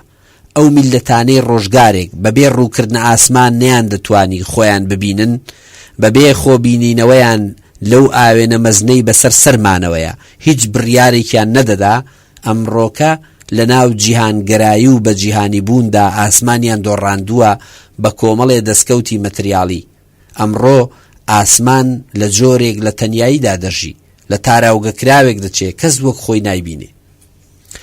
مرۆڤی نوێ پێویستیەکی زۆری بە ئاشتبوونەوە لەگەڵ ئاسماندا هەیە. بەبێ ئاشتبوونەوە لەگەڵ ئاسمان باڵایی ڕۆح و ڕەهەندە میتافیزیەکەی بوون مانایان نامێنێ. ئاسمان ماڵێکە بۆ سەردان و تێدامانەوە. بەبێ بیرکردنەوە و ئاشتبوونەوە لەگەڵ ئاسمان ڕۆحی مرۆڤ هیچ ماڵێکی نییە بۆی بگەڕێتەوە و تیایدا ئارام بێت. ستایشی قسەکردن. لە کاتی چاودێریکردنی مناڵە هیچ شتێ لەوە سەرسوڕهێنەرتر و واقعیتر نییە کە بە دیار چاوتەوە جیهان بەو جۆرەی کە بۆ مرۆڤ شیاوی تێگەیشتن و هەستکردنە ببێتە وێنە و وێنەکان ببنە دەنگ و پاشانی ژوێنە و دەنگەکان ببنە وشە و پاشان مانا ببێتە ناوەڕۆکی هەر وشە و پیت و دەنگێک و بەو جۆرەش جیهان و مرۆڤ بەیەک بگەن و لانیکەم مرۆڤ بە شێوەیەکی ڕێژەیی لە جیهان تێبگات. قسەکردن و ئاخافتن هیچ نین جگە لەو کاریگەریەی جیهان دەیکاتە سەر تواناییەکی شاراوەی مرۆڤ و لە ئەنجامی ئەمەشەوە ئەو تواناییە بێدار دەبێتەوە و گەورەترین داهێنان دەخڵقێنێ، گزارشکردن لە جیهان، لە خۆمان و لەوەی هەستی پێەکەین و لێی تێدەگەین بە دەنگ و وشەی مانادار، بە زمان و بە قسەکردن.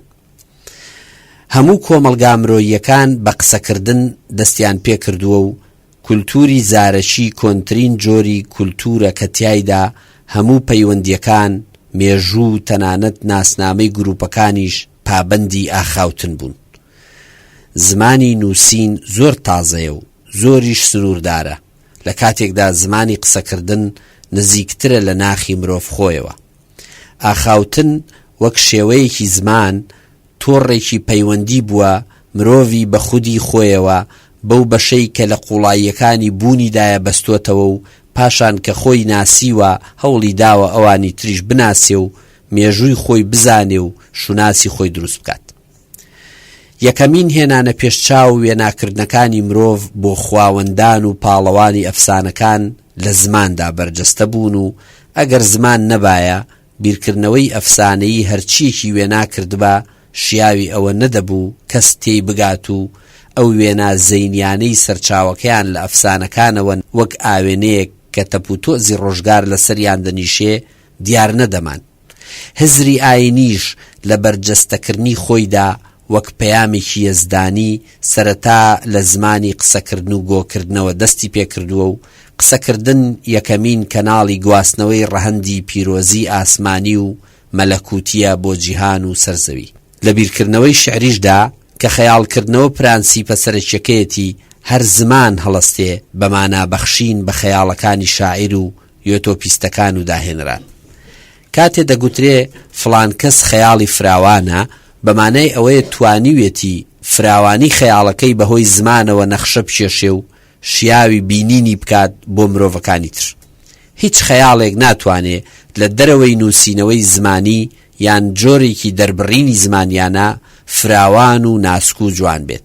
بەم جۆرەش قسەکردن بە گشتی و جۆرەکانی دەربڕینی زمانی لە لای مرۆڤ بە شێوەیەکی تایبەت مەزنترین دەسەڵاتیان بەسەر جیهان و دەوروبەرەوە هەیە، چونکە جیهان و دەوروبەر لە زماندا هەن و نیشانە زمانیەکانن، مانا و ناوەڕۆک بە شتەکان و بوون دەبەخشن. لە ناو زمانەکاندا بە شێوەیەکی تایبەت قسەکردن لە ژیانی ڕۆژانەدا گرنگی تایبەت بەخۆی هەیە. بەبێ زمانی قسەکردن کەوا پێچێ پێشکەوتوترین بەشی زمان بێ، هیچ بەرنامەیەکی ڕۆژانەی ژیانی مرۆڤ ناچێتە پێش و ژیان لە یەک ساتدا دەوەستێ.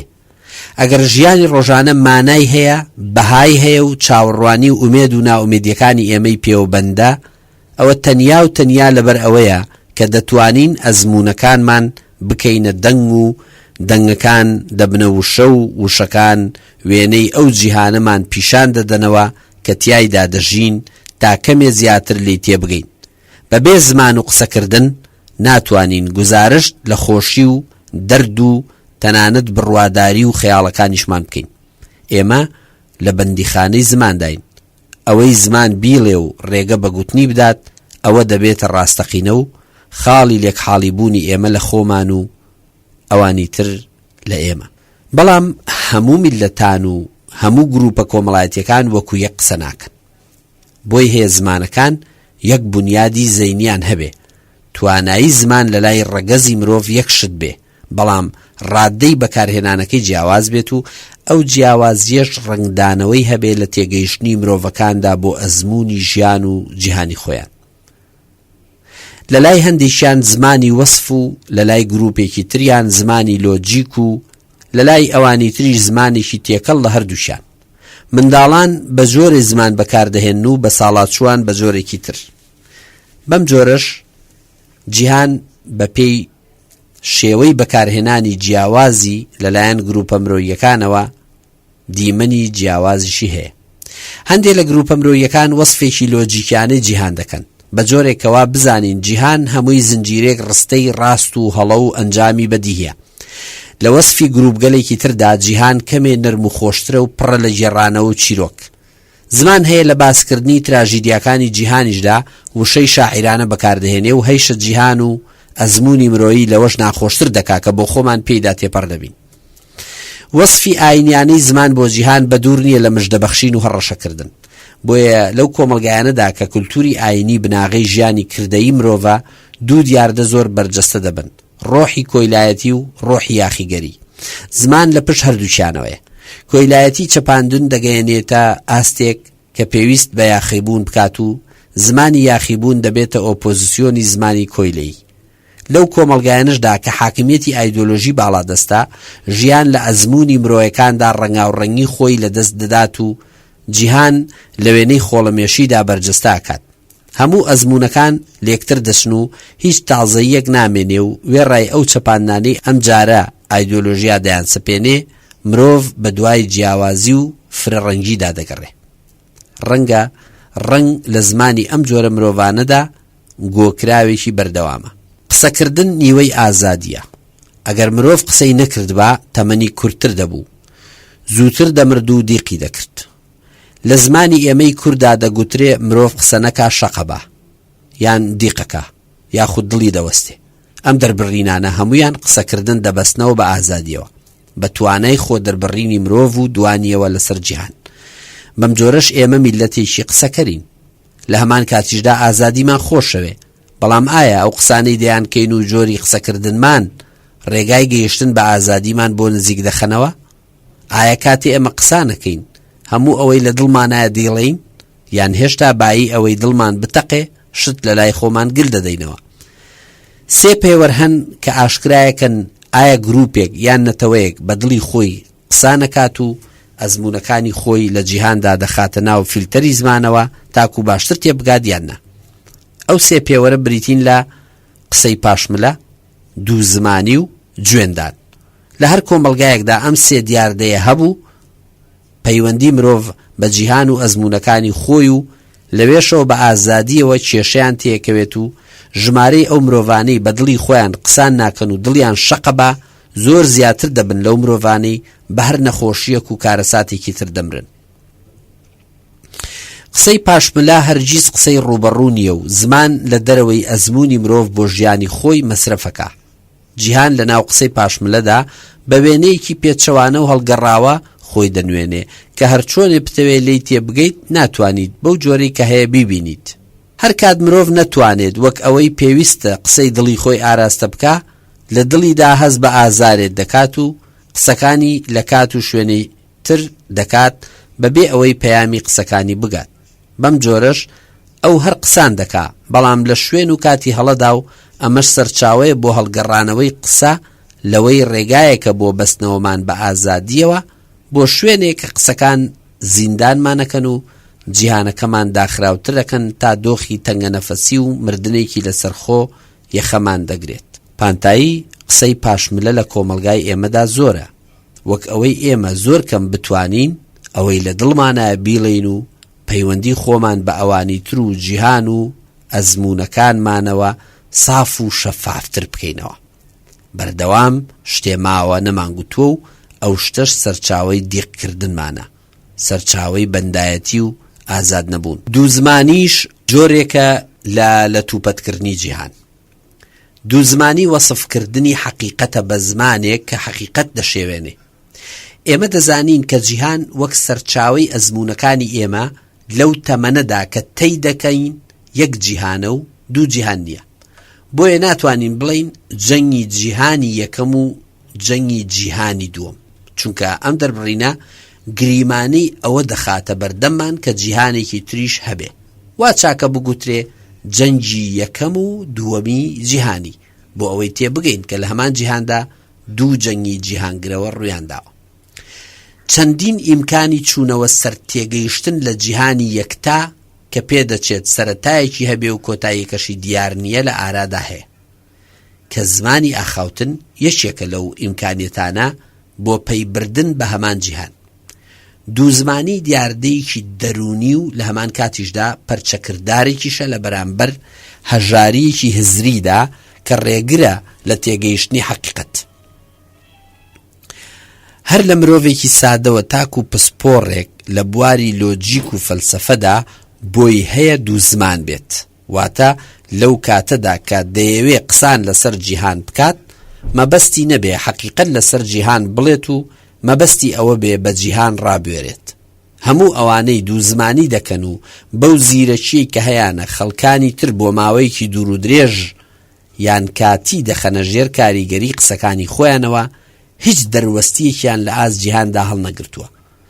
بۆیان گرنگ نییە کەسانی تر لە ئەزمونەکانی ئەوانەوە فێر ببن و بەو تێگەیشتنیان کە لە ئەزمونی ژیانیانەوە فێری بوون نەوەکانی پاشەڕۆژ دەوڵەمەندتر بکەن. دوو زمان بۆی گرنگ نییە پاشەڕۆژ بەهۆی دوو زمانی ئەوەوە چۆن بۆ خەڵکانی تر دەبێتە دۆزەخ. ئەو ئەگەر دوو زمانی نەکات دڵی شەقەبە. گوێندانیش پێش هەموو شتێک کولتورێکی پیاو سالارانەیە کە بەهۆیەوە شەرەف و کەرامەتی بەرامبەر دەخاتە بۆسەی مەترسیەوە و زەمینەیەکی سایکۆلۆژی دەڕەخسێنێ بۆ چاوشکاندنی ئەوانی تر. لە پاش ئەمە سایکۆلۆژیایەک هەیە قسەکردن کورد دەکاتەوە لە گوێندانە تا دڵی ئاو بخواتەوە. کورد گوتوێتی تا گوێنەکە نێم دڵم ئاو ناخواتەوە، واتە تا گوێن نەدا دڵی دانامرچێ و ئازادیەکەی ئازادیە بۆ گوێندان. بایی ئەوەی گوێندان ئازادیمان داگیرەکات تێگەیشتنیشمان لە جیهان تەسک دەبێتەوە بۆ ئاستی ناوەڕۆکی گوێنەکانمان. لەبەر ئەوەی گوێندان مەسەلەیەکی کولتوریە، ئەوە ناوەڕۆکی گوێنەکان لە کولتورێکەوە بۆ کولتورێکی تر جیاواز و کاریگەریشیان ڕێژەیە. ئەو گوێنەی کوردێک بە کوردێکی تری دەدات بە پێی ناوەڕۆکە کولتوریەکەی مەترسیدارە، بەڵام مرج نییە هەمان جۆری گوێن لە زەمینەیەکی کولتوری تردا کاریگەری هاوشێوەی هەبێت. ئەمەش بەمانای ئەوە نییە کوردەکان بکەونە گوێندان بە خەڵکان و کولتورەکانی تر. ئەگەر گوێنێک لە ڕووی ماناوە لە زمانێکەوە تەرجەمەی زمانێکی تر بکرێ بە پێی ئەو زەمینە کولتوریەی لە پشت هەر یەک لەو دوو زمانەوەیە ناوەڕۆکەکەیان دەگۆڕێ. لەگەڵ ئەوەشدا لە هەموو کولتورەکاندا گوێندان مەترسیدارە بۆ سەر پەیوەندی مرۆڤ و جیهان، چونکە گوێندان ژیری مرۆڤ ئاراستە ناکات بۆ قسەکردن لەسەر جیهان. قسەکردن لەبارەی جیهانەوە نیوەی ئەو ئازادیەیە کە مرۆڤ لە جیهاندا دەکاتە داهێنەر. پێویستە مرۆڤ بە ئازادی قسام بکات، هیچ لە دڵیدا نەهێڵێتەوە بۆ ئەوەی پەیوەندیەکی ڕاشکاو لەگەڵ جیهاندا دروست بکات. دەنا ڕۆژگارێک دڵی شەق دەبات و دەتەقێ. قسەکردن دەسەڵاتیشە. گۆرگیاسی سۆفیست لە یۆنانی کۆندا مەسەلەی ئاخاوتنی وەک هۆکارێکی هەستیاری پەیوەندیکردن بینیوە کە تیایدا وشە دەبێتە دەسەڵاتدارێکی مەزن. وشە دەسەڵاتدارێکی مەزنە کە بە یارمەتی پلێ گۆشت واتە زمان دەتوانێت گەورەترین چاکە بهێنێتە بەرهەم، واتە هەم دەتوانێت ترس و مەراق نەهێڵێت و دەرد و ئازار دوور خاتەوە، هەم لە توانایشیدایە شادی و هەستی هاودەمی بهێنێتە ئاراوە. لەگەڵەوەشدا لە لای گۆرگیاز هونەری ئاخاوتن بە توندی بەستراوە بە کێشەی ڕەوا و ناڕەواوە، ئەوە هیچ گەرانتیەک نییە ڕێبگرێ لەوەی نابێت کەس ئەو هونەرە بە خراپە بەکار بهێنێ. هەمیشە و لە هەر سەردەمێکدا مەترسی ئەوە لە ئارادایە کەسانێکی نیەت خراپ بۆ مەبەستی تایبەتی خۆیان سوود لە هونەری ئاخاوتن وەربگرن. هەر بۆیەشە گۆرگیاس جیاوازی دەکا لە نێوان دوو جۆر هونەری ئاخاوتندا. یەکەمیان ئەو جۆرە ئاخاوتنەیە کە بیر لە کاریگەری خۆی لەسەر گوێگرەکان ناکاتەوە و باشی نییە لەوەی ئەوان لە پاشاندا چۆن مانای وشەکان لێک دەدەنەوە یان لە ئەنجامی گوێگرتنەوە چ بارودۆخێکی دەرونیان بۆ پێش دێت. ئەمەش ئەو جۆرەیە لە قسەکردن کە نەشادی هێنەرە و نەبەدیهێنەری هەستی هاودەردیشە. هەر لەبەر ئەوەش خزمەتی پەرەپێدان و بەناڕەوایی دەکات. جۆری دووەمی قسەکردن ئەوەیانە کە ئامادەی جەماوەر یان ئامادەبووان وەک بارودۆخێکی پڕبایەخ دەبینێ، واتە ڕێز لەو کۆمەڵە خەڵکاگرێ کە لە سەکۆی ئاخاوتنەکەدا بەنیازی بەشداریکردن کۆبوونەتەوە. گۆرگیاس هەر لە سەرەتاوە پێمانەڵێ کەسێکی شارەزا و پەروەردەکراو لە هونەری ئاخاوتنا دەتوانێت لەسەر هەموو شتێک و لەگەڵ هەموو کەسێکدا گفتوگۆ بکات و لە هەر کەسێکی دیکە زیاتر سەلمێنەر و شوێن بڕوابێ. بەڵام لە هەمان کاتیشدا دەڵێ ئەو کەسە لەبەر هۆی شارەزاییەکەی نابێتە خاوەنی مافێکی زیاتر لە خەڵکانی دیکەی ناو کۆمەلگاکەی. بەم جۆرەش قسەکردن پسپۆڕی نییە، بەڵکو هونەرە. هونەری ئاخاوتن هۆیەک نییە بۆ چەوسانەوە و زۆرهێنان بۆ خەڵک تا بێنە سەر قسەی ئێمە، بەڵکو شێوازێکی تەکنیکی سەلمێنەرە کە دەتوانین بەهۆیەوە ڕەوایی و ناڕەوایی کێشەکانمان لە کۆمەلگادا بۆ ڕوون ببێتەوە و زیان بە ئازادی خۆمان و ئەوانی تر نەگەێنین. بۆیە لە پێناوی ئازادی و چاکەی گشتی و دادوەریدا پێویستە زمان ستایش بکەین، چونکە زمان پردی پەیوەندیە لە نێوان ئێمە و خۆمان و جیهانی دەوروبەرماندا. مرۆڤ تازە بەبێ زمان و قسەکردن ناتوانێ بەردەوام بێ، بەڵام گرنگە زمان و قسەکانی بە جۆرێ بکە گوێی لێ بژیرێ. بۆیە لەو شوێنەی وا دەکەین گوێمان لێ بژیرێ، بوون لە فۆرمی گوترا و بیسراودا ئامادەیی هەیە و ئەمەش گەورەترە لەو ئاستەی بوون کە تیایدا مرۆڤ تەنیا قسەکەر بێ یاخود تەنیا بیسەر، چونکە بە تەنیا ڕۆحی قسەکردن لە هەمان کاتیشدا ڕۆحی ستەمکاریە و بە تەنیاش ڕۆحی بیسەری دەمان کاتە کۆیلە. زمان لەو دی و هەردووچیانەوە وێنەی جیهانمان بۆ دەکێشێ و شیاوی لێ تێگەیشتنی دەکا. ئەو کاتەی مرۆڤ لە جیهان تێدەگات و بۆ جیهان دەپەیوێ، ئەمەیە سروشتی مرۆڤی ئازاد. ستایشی دەوروبەر. باشترین جۆری ستایشکردنی دەوروبەر بریتیە لە قسەکردن لەسەر تەنیایی. ئەو کاتەی دەوروبەر لە بیرمان دەکات تەنیایی دێت و دەیەوێت داگیرمان کات. ئەمەش ئەو کاتەیە کە ئێمە دیسان دەکەوینەوە بیرکردنەوە لە دەوروبەر کە چۆن هێز و وزەی ڕوبەڕووبوونەوەی لە بەرامبەر تەنیاییە کوشندەکاندا پێدەبەخشین. من بۆ خۆم هەمیشە پێویستم بە خەڵوەت و تەنیایی هەبووە، بەڵام بەبێ بیرکردنەوە لە دەوروبەر تەنیایی لە ژیانی مندا هیچ مانایەکی نەبووە. دەمەوێت ئاوا بڵێم دەوروبەر هەم بابەتی تەنیاییەکانە و هەم هانبەری مرۆڤیشە بۆ دۆزینەوەی خۆی لە تەنیاییدا، بەڵام ئەو کاتانەی تەنیایی وەک خۆرە ڕۆحی مرۆڤ دەخوا دیسانەوە دەوروبەرە کە لە شێوەی یادەوەری و وێنە نۆستالژیاکانی و بیرەوەریەکاندا بە فریای ڕۆحمانەکەوێت و لەو تەنیاییە دەرمان دەکێشێتە دەرەوە. مرۆڤ ئەو کاتانەی کە تەواو بێزاریشە لە دەوروبەر ناتوانێت بە تەواوی مانا تەنیا بێ، چونکە دەوروبەر لە شێوەی وێنەکانیدا لە یادەوەریدا ئامادەیی هەیە و هەموو ئەمەش سەبووری بە ڕۆحی دەبەخشێ و بگرە ئازاریش دەدات. بەم جۆرەش دەوروبەر بەشێکی زیندوی جیهانی دەرەکی ئێمەیە کە لە هەمان کاتیشدا بەشێکی سەرەکی پێکاتەی ڕۆحی و دەرونیشمانە. مرۆڤ لە دەوروبەرێکدا دەژی و دەوروبەرێکیش لە مرۆڤدا ژیان دەباتە سەر. ئەمەش بەمانای ئەوەیە نە تەنیاییەکی ڕەهامان هەیە و نە سۆژەیەکی دابڕاو لە دەوروبەر. بەڵام مەبەستم لە دەوروبەر چییە؟ کامەیە ئەو پانتاییەی هەم پێکهێنەری کەسایەتی و هەم پێکهێنەری خودێتی مرۆییمانە و ئێمە بە دەوروبەر دەیناسین. دەوروبەر لەم بەکارهێنانەی مندا چەند ڕەهەندێک دەگرێتەوە. یەکەم دەوروبەری مەتریاڵی و جەستەیی. مەبەستم لەم بەشە لە دەوروبەر کۆی ئەو شتانەیە کە ئێمە بەهۆی ڕەهەندە مەتریاڵەکانیانەوە بەهۆی قەبارە و کێش و ڕەنگ و شێوە و گۆڕانەکانەوە دەیان ناسینەوە. لەم مانایەدا سروشت بە هەموو دەرکەوتەکان و گۆڕان و کاریگەریەکانیەوە بەشێکی گرنگە لە دەوروبەری بوونی مرۆیانەی من. سروشت چ لە شێوەی درەختێک و چ لە قەبارەی کێوێکدا ئاو چ لە خوڕەی باران و چ لە پەرداخێک و چ لە شەتاوی لافاوەکانیدا کاریگەری هەیە لەسەر پێکهاتە و بیرکردنەوە و ئاراستەکردنی من.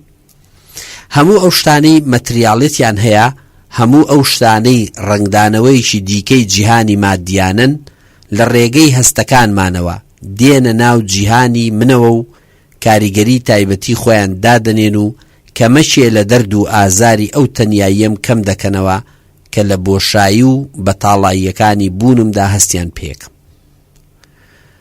ئەگەر سروشتێک نابوو مرۆڤ لە خۆ بگرێ و داڵدەی بات و کاریگەری بکاتە سەر، مەحاڵ بوو مرۆڤ بوون ئەم شێوەی ئێستای خۆی هەبایە و مەحاڵ بوو هۆشی ئێمە و جەستەی ئێمە دەست و پەنجە و لاق و پێست و سیمای ئێمە بەم جۆرە بوایە کە هەین. ئێمە هەر جۆرێک کە هەین و بە هەر شێوەیەکەوە کە هەمانە ئەوە نین، بەڵکو بوونی ئێمە بەم جۆرەی کە هەیە بەستراوە بەو هەلو مەرجانەوە کە لە سروشتەوە لە بەردەمماندا قوت کراونەتەوە و کاریگەریان هەبووە لەسەر شێوەگرتنی مرۆیمان و دەرپڕین و چوونەوەیەکی ئەندامەکانمان تا بەو شێوەمان لێ هاتووە کە ئێستا هەین. جیهانی مەتریاڵیانەی دەرەچی دەوروبەری فیزیکی و جوگرافیانەی خودی من پێک دەهێنێ و من لە هەر ساتە وەختێکی گوزەرانی بوونی خۆمدا چوەک ئەوەی لە خۆمدا هەموو چوەک ئەوەی دیاردەیەکم بۆ ئەوانی تر بەبێ لە بەرچاوگرتنی کاریگەری ئەو دەوروبەرە لە شێوەگرتن و دروستبوونی چیەتیمدا مانای نابێ.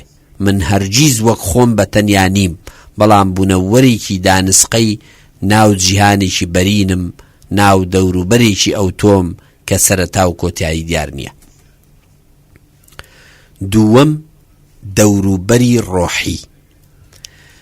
من لە ناو ئەم جیهانە مەتریاڵیەدا زیندوم و شت نیم و بە تەنیا مەتریاڵ نیم، بۆیە ئاستێکی تری بوونی من لە بوونی ڕۆحیانەی خۆم و ڕۆح لە بەرەکانی تردا دەبینمەوە و هەر ئەوەشە دەستنیشانی بێکۆتایی و بێسنووری بوونم دەکات.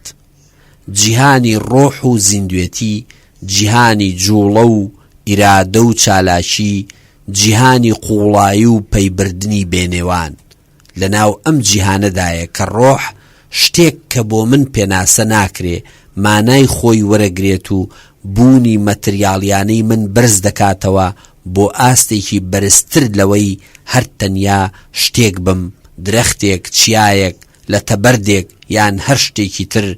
لەم ئاستەدایە کە دەوروبەری ڕۆحی یارمەتیم دەدا دەرک بەبوونی هەر شتێکی دیکەی ڕۆح لە بەران بکەم و تێبگەم، نەک هەر بەتەنیا هەستیان پێ بکەم و بیان ناسمەوە. دەوروبەری ڕۆحی بەو پانتاییە پێناساکەم کە تیایدا من لە ناو دەوروبەری جەنجاڵ و پشێوی مەتریاڵیەتدا خۆمم دزیوەتەوە و چوومەتەوە ناو جیهانێک کە نەک هەر پێویستم بە ناسینەوە و مامەڵەکردن لەگەڵ شتە مەتریاڵەکانی تردانیە، بەڵکو پێویستیشم بە ناسینەوەی خودی خۆم نییە. لە شێوەی مەتریاڵیانەمدا هێندەی ئەوەی پێویستم بە خۆناسینەوەیە وەک ڕۆحێک کە دەیەوێت ئارام بێتەوە. لە ئارام بوونەوەدایە ڕۆح دەبینێ و دەرک دەکات و ئیرادە دەکات. ڕۆحی ئەنا ئارام ڕۆحێکی شەڕانیە و ئارامی ساتەوەختێکی ئێرۆتیکیانەیە بۆ ڕۆح کە تیایدا بۆی هەیە هەموو سنوورە جەستەییەکان ببەزێنێ و بەرەو بێسنوور و بێکۆتایی تێگەیشتن و دەرەکردن بەرز بێتەوە. دەوروبەری ڕۆحی ئەو ئەتمۆسفێرەیە، ئەو فەزایەیە کە بەهۆیەوە مرۆڤ دەتوانێ لەگەڵ ئاستەکانی دیکەی بووندا پەیوەندی ببەستێتەوە و لە جوگرافیایەکی بەرینتر و نەمرتردا پەل بچێشێ بەبێ ئەوەی پێی لە دەوروبەری مەتریاڵی ببڕێ و لێی دوور بکەوێتەوە. مرۆڤ پێویستی بەم بەرزبوونەوە و پەلکێشان و فڕینەیە هەیە، چونکە ئەو وەک بوونەوەرێکی ڕۆح لەبەر ناتوانێت لە ناو هەمان ئەتمۆسفێری چەقبەستوودا سەقامگیر ببێ. سێیەم، دەوروبەری میتافیزیکی. بەڵام مرۆڤ بەرەو کوێ دەفڕێ؟ ئایا ئەو شوێنەی مرۆڤ بە باڵی ڕۆح بۆی ئاراستە ئەبێت شوێنێکی تایبەتە یان لە دەرەوەی هەموو ئەو شوێنانەیە کە ئێمە وەکو شوێن دەیان ناسین؟ بە بڕوای من گرنگ نییە ئەو شوێنە شوێنێکی تایبەت بێت و لە شوێنێکی دەستنیشان کراویشدا بێت. ئەوەی گرنگە ئەو پێویستیە زۆرەی مرۆڤە بە دەوروبەرێکی میتافیزیکیانە کە تیایدا ئەو وەک ڕۆح خەونەکانی خۆی لە دەرەوەی جیهانی سروشتەچی و واقعی و لە دەرەوەی دەوروبەری ماتریاڵیانەدا ببینێ. خەون بینین بە ڕۆژی پەسڵان و بەهەشت و فریشتە و بینینی خوا و هەروادەیەکی تر کە بۆی هەیە سەرچاوەکەیان لە دەوروبەری میتافیزیکیانەی ژیانی مرۆییەوە هەڵقوڵا بێت. مرۆڤ پێویستی بە پەنابردن بۆ ئەم دەوروبەرە میتافیزیکیە هەیە و لێرەدایە ئەو بە شێوەیەکی نامەتریاڵی پاشەکەوت لە بانقێکدا دەکات کە بڕی پاشەکەوتەکەی دەداتە بلیتێک بۆ گەیشتن بە شاری خوددا. لە ناو بوونەوەرەکاندا ئەوە تەنیا مرۆڤە کە دەیەوێت مەحوی گوتنی دەست لەم خاکە شاری هیچی دنیاە هەڵبگرێت و بەرەو شاری نەمری خوددا هەنگاو بنێت. ئەم ئومێدە نەبێت چۆن مرۆڤ دەتوانێت بەردەوام بێت لە ژیان. بەو دڵنیاییەوە نەبێت چۆن مرۆڤ دەتوانێت دوعا بکات، بپارڕێتەوە و خۆزگە بخوازێت. لێگەڕێن مرۆڤ وێڕای هەر شێوازێکی ژیان کە پەیڕەویەکە خەون بەو دەوروبەرە میتافیزیکیەوە ببینێ کە ئەو لە ناخی خۆیدا پێویستی پێیەتی و لە پێناویدا دەترسێ، پارێز دەکات، خێر دەکات و دەپارڕێتەوە و بۆی دەژی و بۆی دەمرێ. لە هیچ سەردەمێکدا نەبووە مرۆڤ بەبێ هەوڵدان بۆ پەیوەندیگرتن لەگەڵ دەوروبەری میتافیزیکیانەی خۆی توانی بێتی ژیانێکی سەرکەوتوو بژی و قەناعەت بکات کە لە دەرەوەی ئەم ڕووبەری ئارامیە ڕۆح سەرگەردان دەبێت و شەڕانیەت دەست پێکە. بە کورتی دەوروبەری شەڕانی بە واقعە پێناساکەم کە مرۆڤ وەک خۆی تیایداژی. واقع بەوەی کە چەوساننەوە، نادادوەری، جیاکارەیی، خەم، ناکامی و ستەم و نائازادی و سەدان دۆخی ئازاراوی تری بۆ مرۆڤ تێدایە، دەوروبەرێکی شەڕانی پێگەێنێ کە لە توانای مرۆڤدا نییە دەستەمۆی شەڕانێتەکەی بکە. ئەگەرچی ئەم بوونەوەرە بەهۆی ململانێ، ڕوبەڕووبوونەوە، کودەتا و شۆڕشەکانیەوە زۆر جاران تەنگی بە واقعەکەی هەڵچنیوە و لەم دۆخەوە هەڵیگێڕاوەتەوە بۆ ئەو دۆخ. وەلێ هەتا ئێستا شەڕانیەت بەشێکی هەرە فراوانی دەوروبەری واقعی ژیانی مرۆیمانە. ئایا ئێمە ستایشی واقعەکەین بەو پێی دەوروبەرێکی شەڕانیە یان بەو پێی شوێنی بەرەنگاربوونەوەی شەڕانیەتە؟ من بۆ خۆم واقع وەک ئەوەی کە هەیە هەرگیز ستایش ناکەم، بەڵام وەک ئەوەی واقع دەوروبەرێکە بۆ بەرپەرشدانەوەی شەڕانیەت لەلام گرنگترین دەوروبەرێکە کە مرۆڤ دەتوانێت لە ڕێگەیەوە خۆی دروست بکات و خۆی بناسی. بەبێ دەستە و یەخەبوون لەگەڵ واقعدا، بەبێ هەڵشاخانە و هەڵوێز وەرگرتن لە بەرامبەر هەلومەرجە بێماناکانیدا، بەبێ هوشیار بوون و ڕەخنەگرتن لە گۆڕانکاریەکانی، مرۆڤ تەسلیمی واقع بووە و شەڕانیەت لە بەرجی دەستکەوتێکدا دەبینێ کە تووڕدانی بە کفر لێک بدرێتەوە. هەر بۆیەشە لە هەر لاسەیر دەکەین واقعی ئێمە پڕە لە شەڕانیەت، پڕە لە خێرایی و توندوتیژی و پڕیشە لە بەنگەشەکانی ئێمە و ئەوان، وەبایی ئەوەندەش بچووک بوونەوەی مرۆڤ لە بەرامبەر گەورەی شەڕانیەتدا دەبینینەوە. ئەو کاتەی مرۆڤ لە بەرامبەر شەڕانیەتدا بچووک دەبێتەوە، بزانە جۆرێ لە ئاوابوون لە کۆتایی بەڕێگاوەیە، چونکە ئیتر هیچ کامێ لە دەوروبەری مەتریاڵی و جەستەیی، دەوروبەری ڕۆحی و دەوروبەری میتافیزیکی نەیانتوانیوە داڵدەی مرۆڤ بدەن و ئارامیەک بۆ ڕۆحە سەرگەردانەکەی بژێڕنەوە. ستایشی نیشتیمان. نیشتیمان واقع نییە. مرۆڤ بۆچی نیشتیمانی خۆی خۆش دەوێت؟ بە تایبەتی کەم جار ڕێیەکەوێ نیشتیمان شوێنی ئاسوودەیی ڕۆحی و جەستەی مرۆڤ بێت. نیشتیمان ئەو شوێنەیە گاهێ مرۆڤ پێویستە لە پێناویدا خۆی بکاتە قوربانی و گاهێ ئەو شوێنەیە بە واقعەتاڵ و ناخۆش و کولتورە دڵڕق و داخراوەکەیەوە مرۆڤ عەزاب دەدات و سیاسەتە بێماناکەی ئازادی بۆ تاک ناهێڵێتەوە. ئەمەش لە کاتێکدا هەم خودا و هەم سروشت مرۆڤیان بۆیە دروست کردووە و هێناویانەتە بوون تا بەختەوەر و ئاسوودە بێت و لە ئاسایشی نیشتیمانی خۆیدا ژیان بەسەر بەرێ.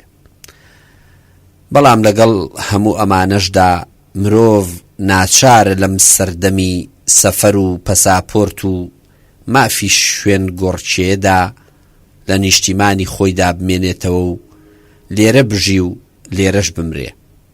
بگرە لەوەش زیاتر و سەرنجڕاکێشتر ئەوەیە کاتێ دەبینین مرۆڤەکان بەلێشاو لە نیشتیمانەوە کۆز دەکەن و دەشگەڕێنەوە بۆ نیشتیمان. هەموو ئەمانەوامان لێەکەن سەر لە نوێ و بەدەر لە هەر کاریگەریەکی ئایدۆلۆژیا نیشتیمان پەروەری و نیشتیمان پەرستیەکان بیر لە نیشتیمان بکەینەوە و نیشتیمان ڕزگار بکەین لە هەر وێنەیەک و شێواندنێک کە بۆی دروست بووە و پێوەی ناسراوە. من بۆ ئەوەی بچمە ناو بابەتێکی ئاواوە کە هەموو کەس بۆی هەیە لەبارەیەوە قسان بکات، پێویستم بە جیاکردنەوەی نیشتیمان و واقع هەیە. ئەگەر چی واقع بریتیە لەو چوارچێوەی لەسەر ئەردی نیشتیمان ڕوودەدا کە چی واقع لە لای من نیشتیمان نییە و نیشتیمان یەکسان ناکەم بە واقعێک کە تیایدا دەژیم.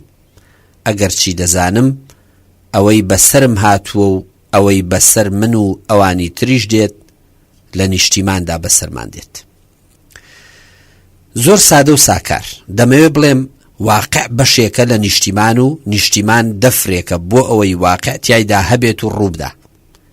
من لە واقعدا ناخۆشیەکان و کەم و کوڕیەکان و نایەکسانیەکان و نادادوەریەکانی ڕۆژانە و سات بە سات دەبینمەوە، بەڵام نیشتیمان بەوە دیهێنەری هەموو ئەم دیاردە ناخۆش و ئازاردەرانە نازانم و لێم ڕوونە لە هەر شوێنێکی دیکەی جوگرافیای دەرەوەی ئەم نیشتیمانەشدا بم بەشێک یان بەشگەلێک لە واقع هەیە کە ئازارم دەدەن و تیایاندا دەچەوسێنرێمەوە. بۆیە نە شوێنی نیشتیمان و نە ناخۆشیەکانی واقع و نە دووبارە بوونەوەی دیاردە ئازاردەرەکان وەک بەڵگەیە لەسەر پیسی و ناخۆشی و دزێوی نیشتیمانەکەم لێک نادەمەوە. نیشتیمان ئەگەر هەبێ و مرۆڤ لە هەوڵی دروستکردنی دابێ شتێکە گەورەتر و کراوەتر و خۆشترە لەو واقعی تیایدا بە پچووک بوونەوە و کەمی و بێدەسەڵاتی خۆمان ئاشنا دەبینەوە. بۆیە لێرەوە دوای ئەم جیاکارە سادەیە دەمەوێت دوو قسان بکەم لەسەر ئەوەی بۆچی مرۆڤ بە تایبەتی مرۆڤی وەک ئێمە کورد کە کوردبوونەکەمان بەشێکە لە واقعەکەمان پێویستی بە نیشتیمان هەیە و ئەم نیشتیمانەش هەمیشە بەشێکی هەیە و ئەزمموی ناکەین و بەشێکی هەیە دەبێتە قوربانی واقع و بەشێکیشی نییە و دەبێت دروستی بکەین. پیرۆزی بەخشین بە نیشتیمان. یەکەم قسەم بۆ پێویستیم بە نیشتیمان و بەرگەگرتنی نیشتیمان پەیوەندی بە ڕەهەندی پیرۆزی نیشتیمانەوە هەیە، نەک لەبەر ئەوەی نیشتیمان لە خۆیدا پیرۆزە، بەڵکو لەبەرەوەی پیرۆزی بەشێکە لە پێکهاتەی زەینی و ڕۆحی و هزرینی من کە لێوەی تەماشای نیشتیمان دەکەم. بەبێ بینینی پیرۆزیانە بۆ نیشتیمان، بەبێ بە پیرۆز تەماشاکردنی ئەو پانتاییەی پێی دەگوترێ نیشتیمانێک بۆ هیچ کەس نییە. ئەو شتەی یان ئەو شوێنەی ئێمە بە نیشتیمان ناوی دەبین لە قوڵاییەکانی ڕوانینی مرۆیانەی ئێمەدا، لە کۆئاگایی و نائاگایی ئێمەدا شوێنێکە وەک پیرۆز بیری لێ دەکەینەوە.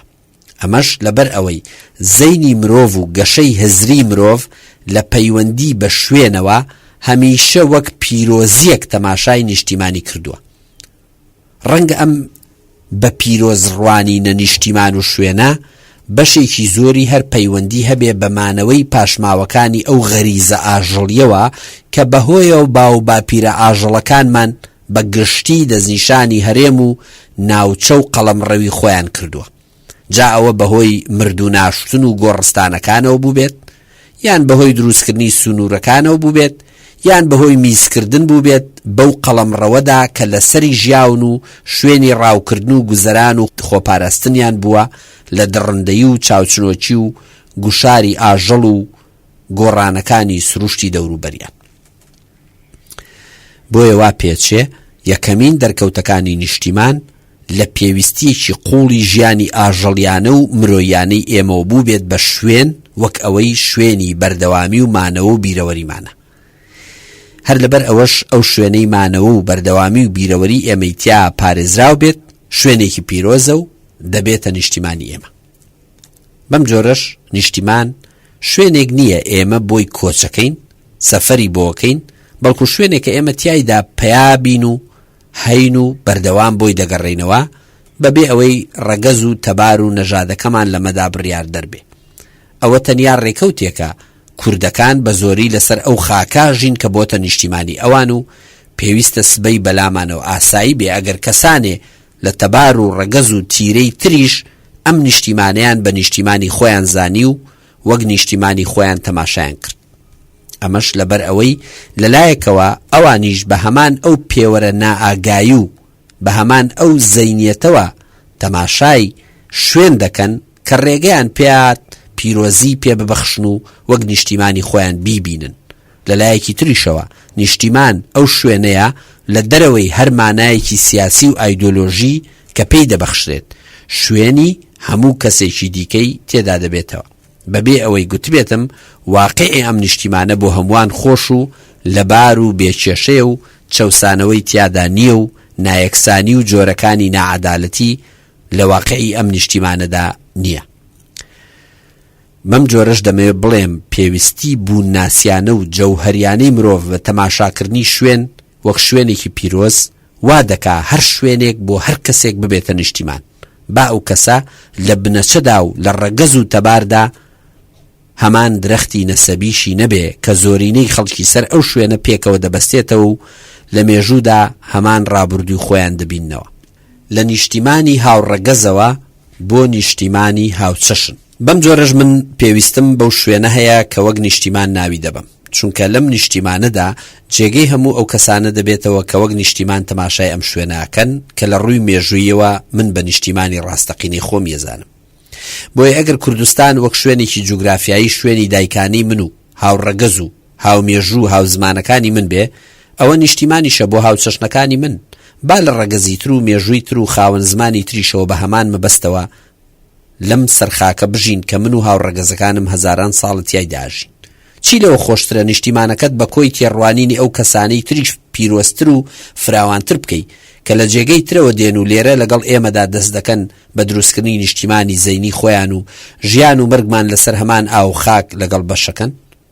ئەگەر بڕیار بێت ئەم نیشتیمانی ئێمە نیشتیمانی پاش شۆڕش ڕزگاری خوازەکان و ئەگەر بڕیاریش بێ ئێمە میلەت و نەتەوەیکی ئازادی خوازبین دەبێت تێگەیشتمان لە ڕزگاری و ئازادی تا سنووری دوایین ئاکامەکانی خۆی بڕوات و نیشتیمانی خۆمان بکەینە شوێنی هەر مرۆڤێک کە ڕێز لە ئازادیمانەگرێت و لە ڕزگاریماندا هاوبەش و لە تەحمل کردو و وەستانەوەش لە دژی واقعی ئازەردەرمانە هاوخەباتمانە.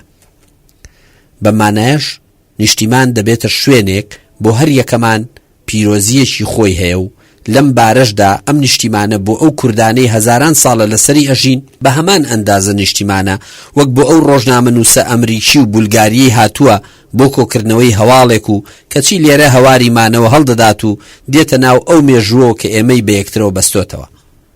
یان بە هەمان ڕێژە نیشتیمانە بۆ ئەو بەنگلادیشی و یەهودی و قەرەجانەی کە لێرەن و لێرە بوون و دەیانەوە بێنەوە بمێنەوە. بۆ بەدەستێنانی تێگەیشتنێکی دیکە لەسەر نیشتیمان پێویستە تێگەیشتنمان لەسەر ئازادی و لەسەر دۆستایەتی و لەسەر هاوڕێتی بگۆڕین و پێویستە نیشتیمان لەسەر پرانسیپی هاوچەشن دۆستی و لێبوردەیی دروست بکەینەوە دەنا نیشتیمان بە تێگەیشتنە تاگڕەهەند و تاگڕەگەز و تاگ زمانیەکەیەوە بۆ مرۆڤێک کە بە پرۆسەیەکی دوور و درێژی ڕزگاری و ئازادیدا تێپەڕیوە نیشتیمانێکی بەرتەسک و واقعەکەیشی ئازار بەخشە و ڕێک ئالەوێشدایە کە تێگەیشتنمان بۆ نیشتیمان لەو چوارچێوە بەرتەسکەدا دەمێنێتەوە. نیشتیمان پیرۆزی خۆی بۆ ئێمە لە دەست دەدات و دەبێتە واقعێک کە ئێمە پێمان وایە نابێت لە خۆمان زیاتر کەسی تری بە ئاین و کەلتور و مێژووی جیاوازەوە تێدا بێ. ئەمەش هەمان تێڕوانینی قەڵەم ڕەوگەرایانەیە کە لە ژیانی ئاژەڵیدا دەیبینینەوە.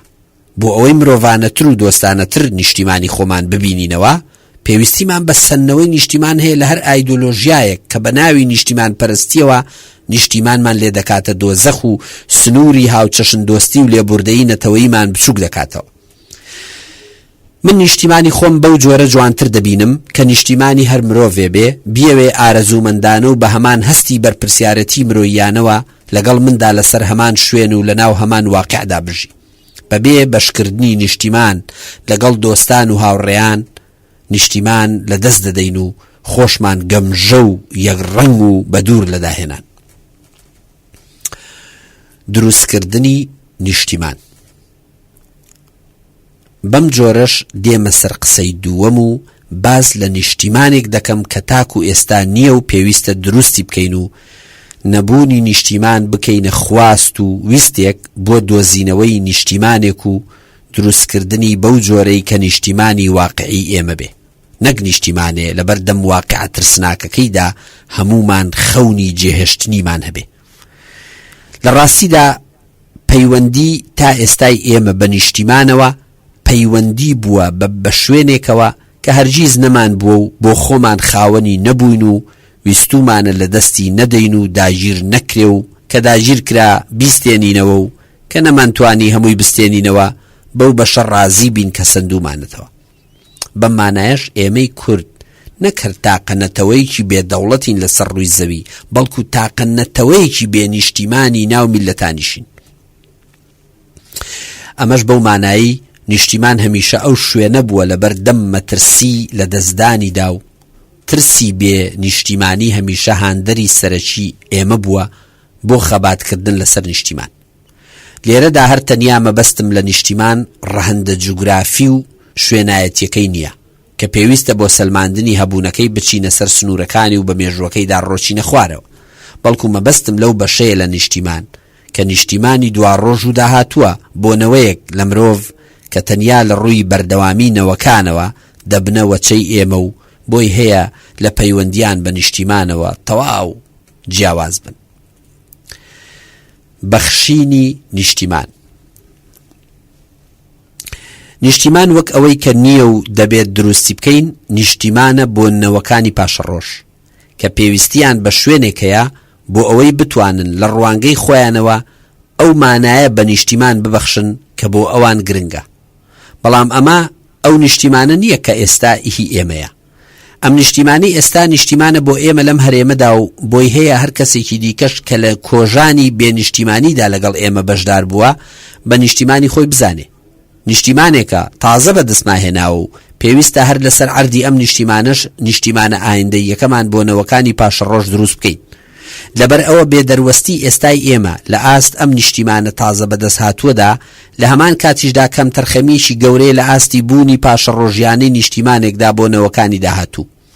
نەوەکانی داهاتوو مافی ئەویان هەیە بچنە سەر نیشتیمانی خۆیان، هەروەکو چۆن نەوەکانی پێشوو خەبات و قوربانیان بەخشی لە پێناوی بەدەستێنانی نیشتیماندا کە ئێستا ئێمە تیایدا ئەژین. بەم جۆرەش نەوەی ئێستا بیێ نەیەوێ لەسەر نیشتیمانێک دەژی کە بە تەواوی ماناهی خۆی نییە و بە تەواوی مانە نەبۆتە نیشتیمان و پێویستە دروستی بکات و پێویستیشە بیکاتە دیاری بۆ نەوەکانی پاشەڕۆژ لە هاوچەشنەکانی خۆی بەبێ دەستنیشانکردنی ڕەگەز و بنەچە و ئەسڵ و فەسڵیان. چونکە ئێمە بۆمان نییە دەستنیشانی ڕەگەز و بنەچە و ئەسڵ و فەسڵی ئەو مرۆڤانە بکەین کە لە ئایندەدا وەک ئێمە بەسەر هەمان ئەو شەقامانە و ژێر ئاسمان و باخچانەدا دەڕۆن کە ئێمە بە شەقام و ئاسمان و باخچەی نیشتیمانی خۆمانمان زانیون. لێرەشەوە بە بڕوای من دۆخی بەدەستێنانی نیشتیمان زۆر قورسترە لە دۆخی نەبوونی نیشتیمان و دۆخی دروستکردنی نیشتیمانیش بۆ پاشەڕۆژ زۆر پڕ ئەرەکترە لەوەی لە ئێستادا نیشتیمانەکەت بپارێزی. نەوەی ئێستا هەرسێک لەم دۆخانە پێکەوە ئەزمونەکەن.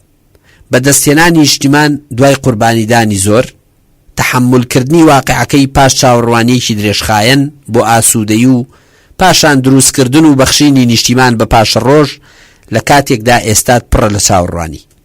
هەموو ئەم پەیوەندیانن بە نیشتیمانەوە کەوامان لێ دەکەن خۆشمان بوێ ئەو شوێنەی کە بەبێ ئەو جێگایەک نییە بۆ بوونی ئێمە، ئەمەیە نیشتیمان کە نەتبێت و دروستی بکەیت و پاشان بیبەخشیت. ستایشی زامداران. بۆچی پێویستە ستایشی زامداران بکەین؟ دەمەوێت لە موتارەیە کەم ئێستایشی ئەو مرۆڤانە بکەم کە ڕەنجی ماتەم دەچێشن و سوێی زامە ڕۆحیەکانیان لە تەنیایی خۆیانە بەرەو هەر شوێنەیە بن کە بۆیە چن. ئێمە پێویستیمان بە هاودەردی و هاوسۆزی لەگەڵ ئەم جۆرە کەسانەیە، چونکە ژمارەیان لە وڵاتی ئێمە زۆرە و کۆمەک و هاودەردی و چارەسەریش کەم. ستایشکردنی ئەو جۆرە کەسانە وێڕای هوشیاریە کە ئێمە پێویستیمان پێێتی لە بەرامبەر زام و ڕەنجەکانی ئەوانی ترا. ئاواش هەوڵدانە بۆ گواستنەوەی بیرۆکەی ستایشکردن لە ستایشکردنی ئەو کەس و شت و بەهایەنەوە کە مرۆڤیان بە سەرکەوتن و جێی شانازی گەیاندووە بۆ ستایشکردنی ئەو کەس و شت و بەهایانەی کە دەیانەوێ بگەنە سەرکەوتن و متمانەمان بە خودی خۆمان زیاکەن و برینەکانمان ساڕێژەکەن. ئەم گواستنەوەی لە ستایشکردنی خواوەندان و پێغەمەران و پادشا و قارەمان و بەناوبانگەکانەوە بۆ ستایشکردنی مرۆڤی سادە و تەنیا و زامدار ڕوبەڕووی واقعی مرۆڤایەتی خۆمانمانەکاتەوە و بەشداریەکی بچووکی ئێمەیە بۆ ئاوردانەوە لەو تاکە کەس و بنەماڵە و گروپە مرۆیانەی کە بە کۆسکەوتن و تەکانێک کە بەسەری هاتووە و تیا کەسان و خۆشەویستانی خۆیان لە دەستداوە و پەیوەندیان پیانەوە پشراوە بریندار و زامار و تەنیا بوون. چۆن ئەو کەسانەی کە لە ڕووی جەستەییەوە ئەندامێکی خۆیان لە دەست دەدەن و شوێنێکیان دەسووتیە و لە کار دەکەوێ و پێویستیان بە دەرمان و چارەسەر و سەرپەرشتیکردن هەیە، ئاواش کەسانی کۆسکەوتوو پێویستیان بە دەربازبوون و هەستانەوە و ساڕێژبوون لەو زام و برینە ڕۆحیانە هەیە کە کۆست و مەرگ و دابڕان کە هەڵە و هەڵبژاردنە هەڵەکانیان دووچاریانەکەن و دەبێت هەر خۆیان بەرگیان بگرن و لەگەڵ زامە معنەوی و ڕۆحیەکانیان دەست و پەنجەیان نرمکەن. جیهانی ئەمڕۆ و کۆمەلگای خۆشمان لە ڕۆژگاری ئەمڕۆکەدا کە بە خێرایی و پارە و هەڵپەکردن بە دوای نان و گوزەران و بردنەوەدا خەریکە مرۆڤایەتی لە بیری هەمومان بەرێتەوە، پڕە لەو کەسانەی کە زامەکانیان ئازاریان دەدەن و ئەمەش ڕێگریەکی گەوریان بۆ دروست دەکا تا نەتوانن وەکو پێویست بژین و بەشداری لە ژیانی گشتیدا بکەن و ئەرکەکانیان جێبەجێ بکەن. بۆیە ستایشکردنی برینداران و زامداران پێش ئەوەی ستایشی ناخی کەسانێکی تر بێت و بەزەی هاتنەوە بێ پیانە ئاخاوتنێکی ویژدانی و ڕۆحی ئێمەیە لەگەڵ خودی خۆماندا بە خۆخستنە بری ئەوانی تر بە بەرجەستەکردنی ئازارەکانیان و دەربڕینی هەستی هاودەردی لەگەڵیاندا. بەم جۆرەش ئێمە بەهۆی ستایشکردنی زامدارانەوە دەتوانین وەرزشێکی ڕۆحی بکەین و ناخی خۆمان ئامادە بکەین بۆ بەرگەگرتن و ڕوبەڕووبوونەوەی ئەو قومبەلەی زامانەی کە نازانین کەی و لە چ لایەنێکەوە بەسەرماندا دەبارێن. من بۆ خۆم ساڵەها لەمە و پێشکاتێ لە ژێر زەمینی وڵاتێکی تاراوگەدا هەواڵی مەرجی باوکمم پێگەیشت، ئاواتم دەخواست کەسانێ بەهانامەوە بێن و لەم کۆستەم ڕزگار بکەن. کەسانی تر هەن بە لە دەستدانی خۆشەویستەکانیان و دابڕانیان هەمان هەستیان بۆ دروست دەبێت و کەسانی تر هەن بەو بڕیارانەی داویانە و بەسەریان نادەشکێتەوە و دەبێتە باجە قورسەکانی بدەن، دووچاری هەمان دۆخە بن و بە دوای چارەسەر و فەریاد ڕزدا دەگەڕێن. لەناو ئەمانەدا نابێ ئەو گەنجانەمان بیر بچێ کە هەریەکەیان بە تیرێ جەرجیان برینار بووە و هەناسیان بۆ سۆی خەم و پەژارەی شقوڵی لێ هەڵەسێ. نابێ ئەو کچانەمان لەبیر بچێ کە بڕیاری هاوسەرگیری لەگەڵ کەسێکدا دەدەن کە بۆیان دەبێتە جەلاد و ڕۆژانە ڕۆحیان ساڕێژەکە لە خەم و پەژارە و پوکانەوە. ئەمە جگەلەوەی ئازار و ماتەم و خەم بۆ کۆمەلگایەکی پاش جەنگ و پەروەردەبووی ناو تراژیدیا کە هێشتا زۆرینەی تواناهێزەکیەکانی خۆی نەکردوونەتە کردەی مەبەزدار، کەوتنە ناو زام و پەژارە و ماتەمی شتێکی سروشتیە و پێویستی بە تێگەیشتن و دەستنیشانکردن و چارەسەر هەیە. زامدار چێ و زامداری چ دۆخێکە؟ مەبەستم لە زامداری بریتیە لە سەرهەڵدان و بەرجەستەبوونی هەستێکی قوڵی ئەو تۆ کە سەرەتای ڕەوەند و پرۆسەیەکی ناخەشی بۆ مرۆڤ چ جای بۆ ئاژەڵەکانی تر ئاشکراکە کە لە ئەنجامی دابڕان و لە دەستدان و دوورکەوتنەوەی فیزیکی ئازیزانیان بە ناچاری یان بەهۆی بڕیاری یەکلایی بەرامبەر یاخود بەهۆی کارەساتەکانی وەک مەرگ و مەترسی و ڕووداوەکانی ترەوە ڕوبەڕووی دەبنەوە. ئەم بارودۆخە بە هیچ شێوەیەک تایبەت نییە بە مرۆڤ و تەنانەت ئاژەڵەکانی تریش دووچاری هەمان هەست و ئازار دەبنەوە و ئەمەش لە ئاستی دەرونی و ڕەفتاری و کۆمەڵایەتیدا دەردەکەوێت. هۆکاری ئەوەی مرۆڤ دووچاری ئەم بارودۆخە بێت و زۆر و جۆرا و جۆرن، بەڵام یەکێک لەو هۆکارە نەگۆڕانەی دەبێتە هۆی زامداری و ئازار و برینی ڕۆحی بریتیە لە پابەندێتی و دڵپێوەبوونی زامداران بە سەرچاوەی زامەکانیانەوە. هەتا ئەو سەرچاوەیە نزیکتر و لە ناو نزیکەکانیشدا مرۆڤێکی تر بێت، زام قوڵتر و ئازاریش زیاتر. بەم جۆرەش زامدار لەم بەکارهێنانەی ئێمەدا کەسێکە دووچاری لە دەستدانی کەسێک و شتێک و بەهایەک بۆتەوە کە بەویستی خۆی نەبووە و لە ئیرادەی خۆی بەدەر و توانای گێڕانەوەی ئەو کەس و شت و بەهایەش لە سنووری دەسەڵاتی خۆی زیاترە، تەنانەت ئەگەر بە نرخی لە دەستدانی خۆشی بێ کە ناتوانێت لەم دۆخەدایە کە خۆکوشتن بۆ زامدار دەبێتە ڕێگایەک بۆ دەربازبوون لەو ئازار و برینەی کە ئەویتر بە کۆچی ناوادە و دابڕانی لە پڕی لە ڕۆحی زامداردا دروستێکە. زامداری وەک بنەڕەتی بوونی مرۆیی، هەر بۆیەشە زامداری دۆخێکی کەلتوری نییە. ئەگەرچی کولتورە جیاوازەکان مامەڵەی جیاوازی لەگەڵدا دەکەن و تێڕوانینی جیاوازیشیان بۆی هەیە، بەڵکو دۆخێکی ئۆنتۆلۆژیانەیە بۆ مرۆڤ و لە ڕێگەیەوە بوونی خۆی جیا کاتەوە لە بوونی شت، لە بوونی بێجیان و بێهەست. زامدار خودێکی هەستیارە کە لە زنجیرەی پەیوەندیە سۆزگەراکانیدا لەگەڵ جیهانی دەرەشیدا کە ئەو پەیوەندیانە بۆ مانەوەی ئەو پێویست و گرنگن ئەڵقەیەک لە دەست دەدات و لێرەشەوە دەکەوێتە ناو قەیرانێکی ڕۆحی و معنەویەوە کە بوونی مرۆییانەی ئەو خوددا هەستیارە سەر لە نوێ لە مەتنی واقعیانەی خۆیدا بەرجەستە دەکاتەوە. بەم جۆرەش ناکرێ لەگەڵ زەمداردا وەک کەسێکی بێدەسەڵات مامەڵە بکرێت و لە بەزەییەوە هاوکاری بکرێ، چونکە دۆخی زامداری بریتیە لە خۆبەرجەستەکردنەوەی خود وەک ئەوەی خودی بوونەوەرێکی هەستەوەرە لە ناو واقعێکی تاڵ و ئازاربەخشدا. ئەمەش بەمانای ئەوەیە واقع وەک ئەوەی کە هەیە و واقعێکی بێڕووپۆش و دەمامکە خۆی لەبەر دەم زامداردا قوت دەکاتەوە و داوای لێ دەکات یان وریای دەکاتەوە بۆ جەنگێکی ڕوبەڕووبوونەوە.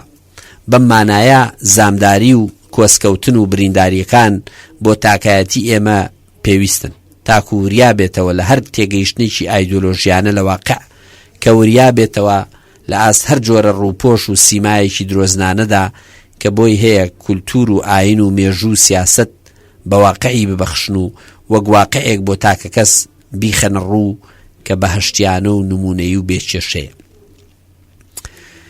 لەم ڕوانگەیەشەوە ناکرێ زامداربوونی تاک لە ناو واقعی ژیانی خۆیدا و وەک ڕووداوێکی تەکاندەر بە ڕەهەندێکی نێگەتیف و خراپ پێناسە بکەین بۆ مانەوەی خودێتی تاکە کەس.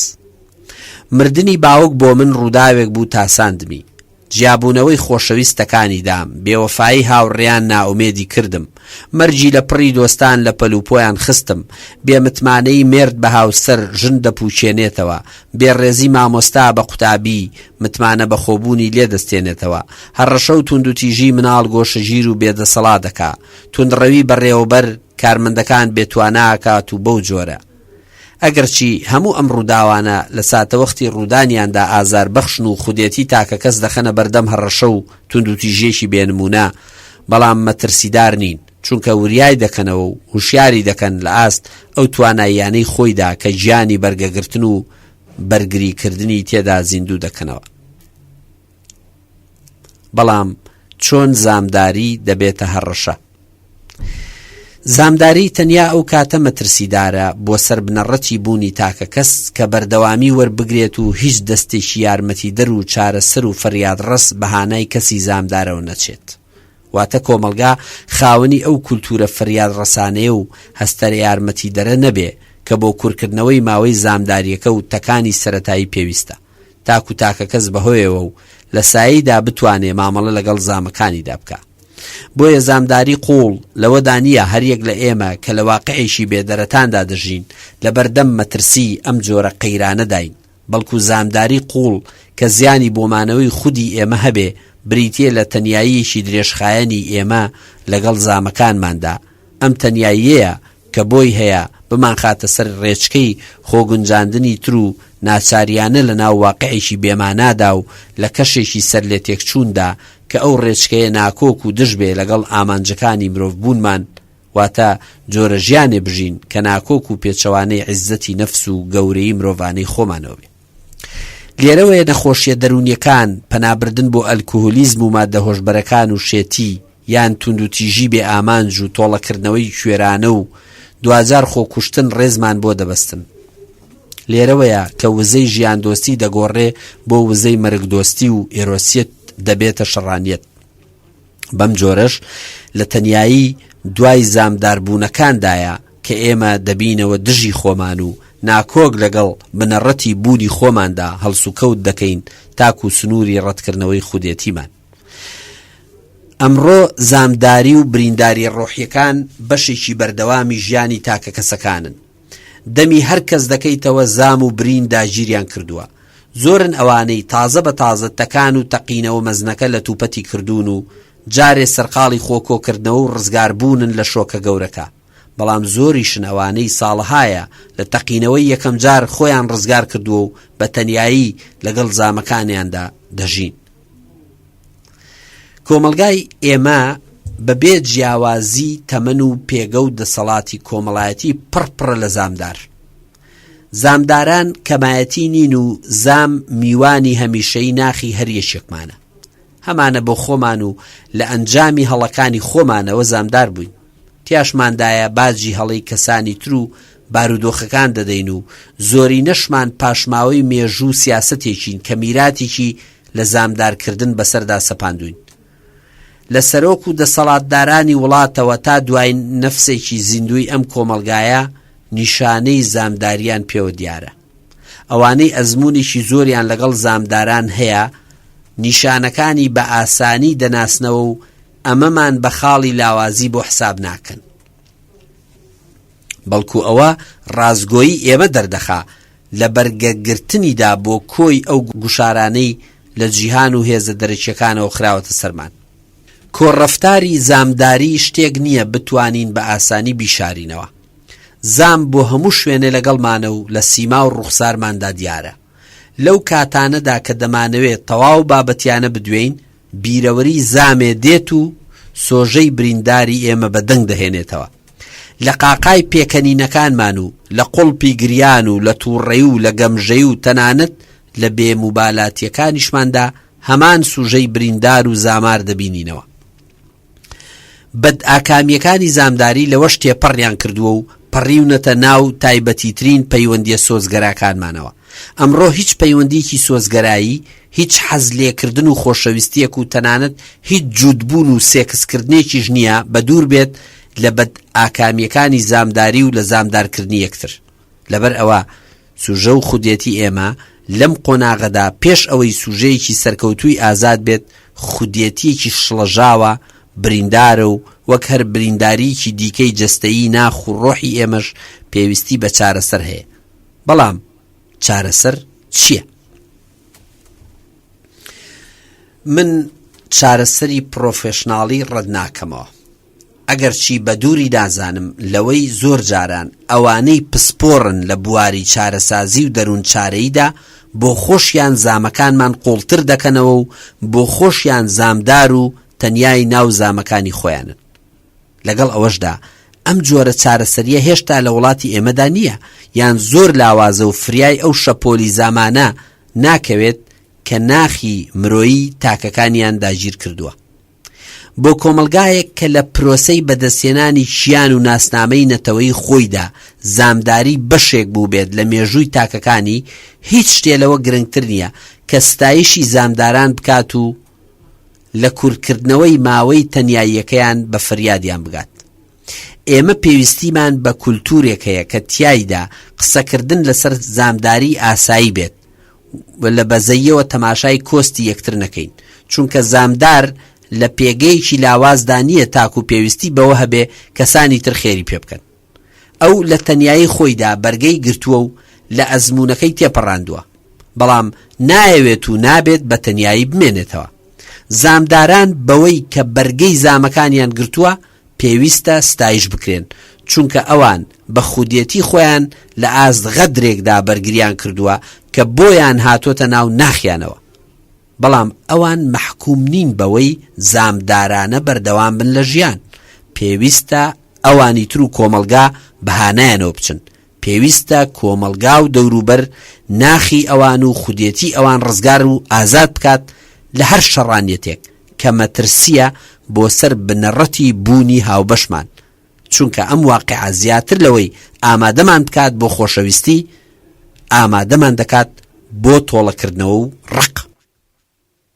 ستایشی بوێری لە زمانی کوردیدا هەروەک چۆن لە زۆربەی ئەو زمانانەدا کە بکەری بیرکرەوە تیاندا نێرینەیە، زۆرینەی مانای وشەکان ئەرچیان ئەوەیە ئەو ئایدیاڵ و وێنە پۆزەتیڤە بەرهەم بهێنەوە کە خزمەت بەمانەوەی سیستەم و پێگە و بەرژەوەندی نێرینەی دەکەن.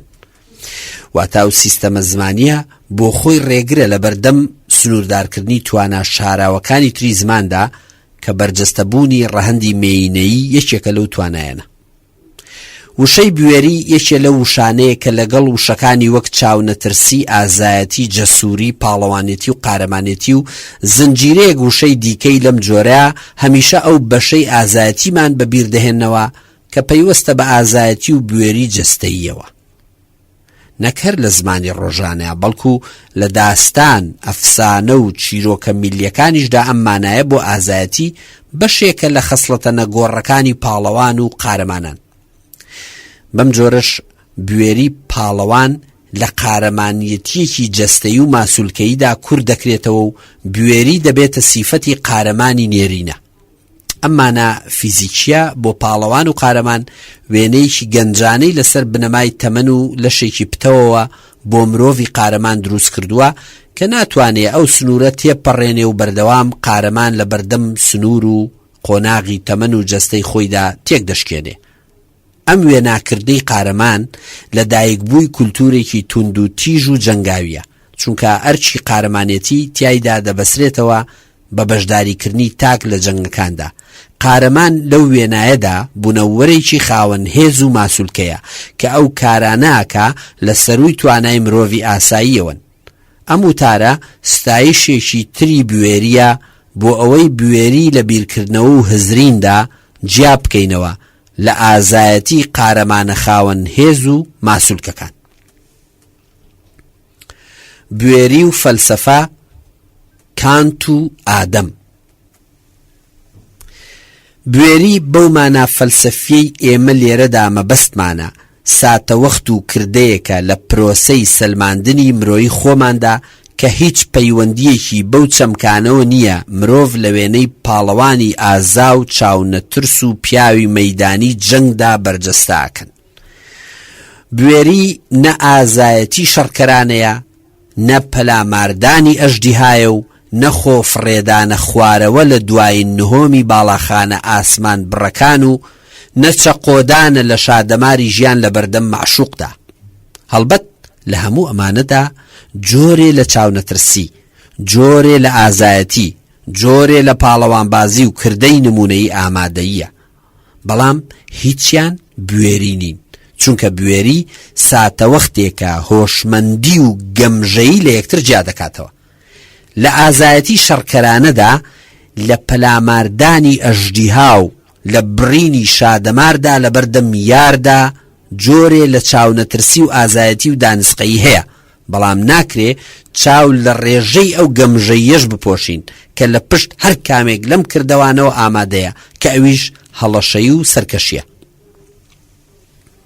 بوێری ئازایەتیەکە بە ئاراستەی ژیری و عەقڵدا، نەک بە ئاراستەی گەمژەی و جێلێتیدا. لە ڕوانگەی کانتی فەیلسوفی ئەڵمانیەوە ئادەم بە خواردنی میوەی قەدەغەکرا و بوێری خۆی سەلماند و ئەو جەبرە خوداییەی لەسەر خۆی لابرد کە ئازادی بڕیاردانی بۆ نەدەهێشتەوە. ڕەنگە ئادەم هیچ پێویستیەکی بە خواردنی ئەو میوە قەدەغەکراوە نەبوو بێت، بەڵام پێویستیەکی زۆری هەبووە بە سەلماندنی بوێری خۆی تا بشتوانێ لە دەست و پێگری جەبر و ناچاریەوە بەرەو ئازادی و ڕەهایی هەنگاو بنێ. بەلای کانتەوە ئەم بڕیارەی ئادەم هەرچەندە باجەکەی زۆر قورس بوو، بەڵام کردەیەکیش بوو کە سەرەتای مێژووی مرۆڤایەتی لێوەی دەست پێکە. بەم جۆرەش بوێری خاڵی وەرچەرخانە لە ناچاری و سنوورداریەوە بۆ هەڵبژاردن و ئازادی. وەرچەرخانە لەو خاڵەوە کە دەیەوێ بوێری کردە و چالاکیکی ماسوولکەیی و جەستەیی بێت بۆ ئەو خاڵەی کە بوێری بکاتە چالاکیکی هزری و هۆشمەندانە.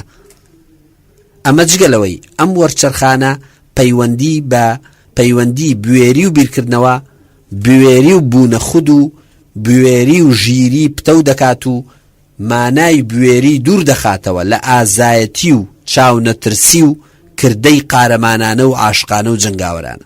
ستایشی کانت بۆ ئادەم لە یەک کاتدا دوورخستنەوەی مانای بوێریە لەو مانایانەی ئەم کردەیە لە کار و چالاکی جەستەیی و فیزیکیدا بچووک دەکەنەوە.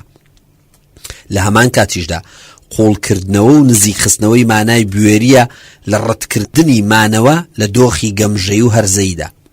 هەر بۆیە شەکاند لە وتاری ڕۆشنگەری چیەدا دەنووسێ ڕۆشنگەری ڕزگاربوونی مرۆیە لەو دۆخە هەرزەییەی کە گوناهی ئەوە تا لە ئەستوی خودی خۆیدایە.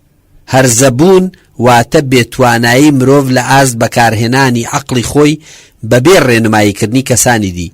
جا ئەگەر هۆکاری ئەم هەرزەییە بێعەقڵی نەبێ بەڵکو بێغیرەتی و ترسنۆچی بێ لە بەکارهێنانی هۆشدا بەبێ ڕێنماییکردنی خەڵکانی دی، ئەوە گوناهەکەی لە ئەستۆی خودی مرۆڤدایە. دروشمی ڕۆشنگەری ئەمێ ئازایی ئەوەت هەبێ خۆت هۆشی خۆت بەکاربێنە. بەم جۆرەش مانای بوێری و ئازایەتی یەکسان دەبێت بە ئازایەتی بۆ بەکارهێنانی هۆش و ژیری خۆمان، نەک ئەو ئازایەتیە فیزیکەی دەبەسترێ بە جەستەی پتە و شەڕکەرانەی مرۆڤەوە. بەو دیوی تریشدا ترسنۆچی و بێعەقڵی نیشانەکانی بەکارنەهێنانی ژیری و ئاوەزن، نەک دۆڕان لە جەنگ و شەڕی دەستە و یەخە و لە عەردانی بەرامبەر. فەلسەفە هەر لە سەرەتای سەرهەڵدانی خۆیەوە مانایەکی تایبەتی بۆ بوێری بە مانای بوێری لە بیرکردنەوە داخستۆتە ڕوو. هەڵبەتە دەکرێ لە پێش فەلسەفەشدا بۆ مانای هزریانەی بوێری بگەڕێن. بودا و کۆنفسیۆس و زەردەشت گشتیان مرۆڤی بوێر بوون و بوێری ئەوان لە بیرکردنەوە و خستنە ڕووی تێگەیشتنێکی تردایە، تاکو لە ژمارەی ئەو شەڕانەی کردویانن یان ئەو قارەمانیەتیانەی پێی هەستاون. قارەمانیەتی ئەوان لە بیرکردنەوەندایە و ئەوان قارەمانی بیرکردنەوەن. نوح و ئیبراهیم و موسا و عیسا و پەیامبەری موسڵمانان هەر یەکەیان نمونەی بەرجەستەکردنی بوێرین لە ئاینە مەزنە تاک خوداییەکانی جیهاندا. بوێری ئاینی بوێریە بە ناوی خواوە، هەر بۆیەشە هەر یەکێ لەو پەیامبەرانە بە ناوی ئەو پەیامەوە کە هیچ نەبوو لە وشەی پیرۆز زیاتر بوێرانە ڕوبەڕووی واقع و بیر و بۆچوونی سەردەمەکەی خۆیان بوونەوە و توانیان دەسەڵاتی وەحی و سروش بکەنە دەسەڵات لە واقعدا و دەسەڵات بەسەر واقعەوە. بوێری تالیس بەگەڕانەوەمان بۆ زەمینەی یۆنان، بوێری ڕاستەقینە لە تالیس و هاوڕێ فەیلسوفە سروشتیەکانی دوای خۆیەوە دەست پێ دەکات 2700 ساڵ لەمەوە پێش. تالیس لە ساڵانی 600 پێش زاینەوە یەکەم کەسە مانای بوێری لە بوێری چالاکی جەستەییەوە گواستەوە بۆ بوێری وەک چالاکیەکی هزری. ئەو لە جیهانی ئەفسانەی و فرەخواوەندی یۆنانیە چاوی کردەوە کە بوون تیایدا هیچ نییە جگە لە شتێک کە هەیە و پێشتر بڕیاری لەسەر دراوە. تالیس توانی لە هۆکاری هەبوونی بوون بگەڕێت و بوێری ئەوەی هەبوو کە تەسلیمی جیهانبینی ئەفسانەی هۆمێر و هزیود یان فرەخواوەندی یۆنانی نەبێت. بۆیە بەدەر لەوەی ئەفسانە و حەکایەت و ئاینەکان چۆن باسی بوونیان دەکرد لە یۆنانی کۆندا، تالیس کەوتە گەڕان بە دوای هۆکاری بوون لە سروشتی دەوروبەردا.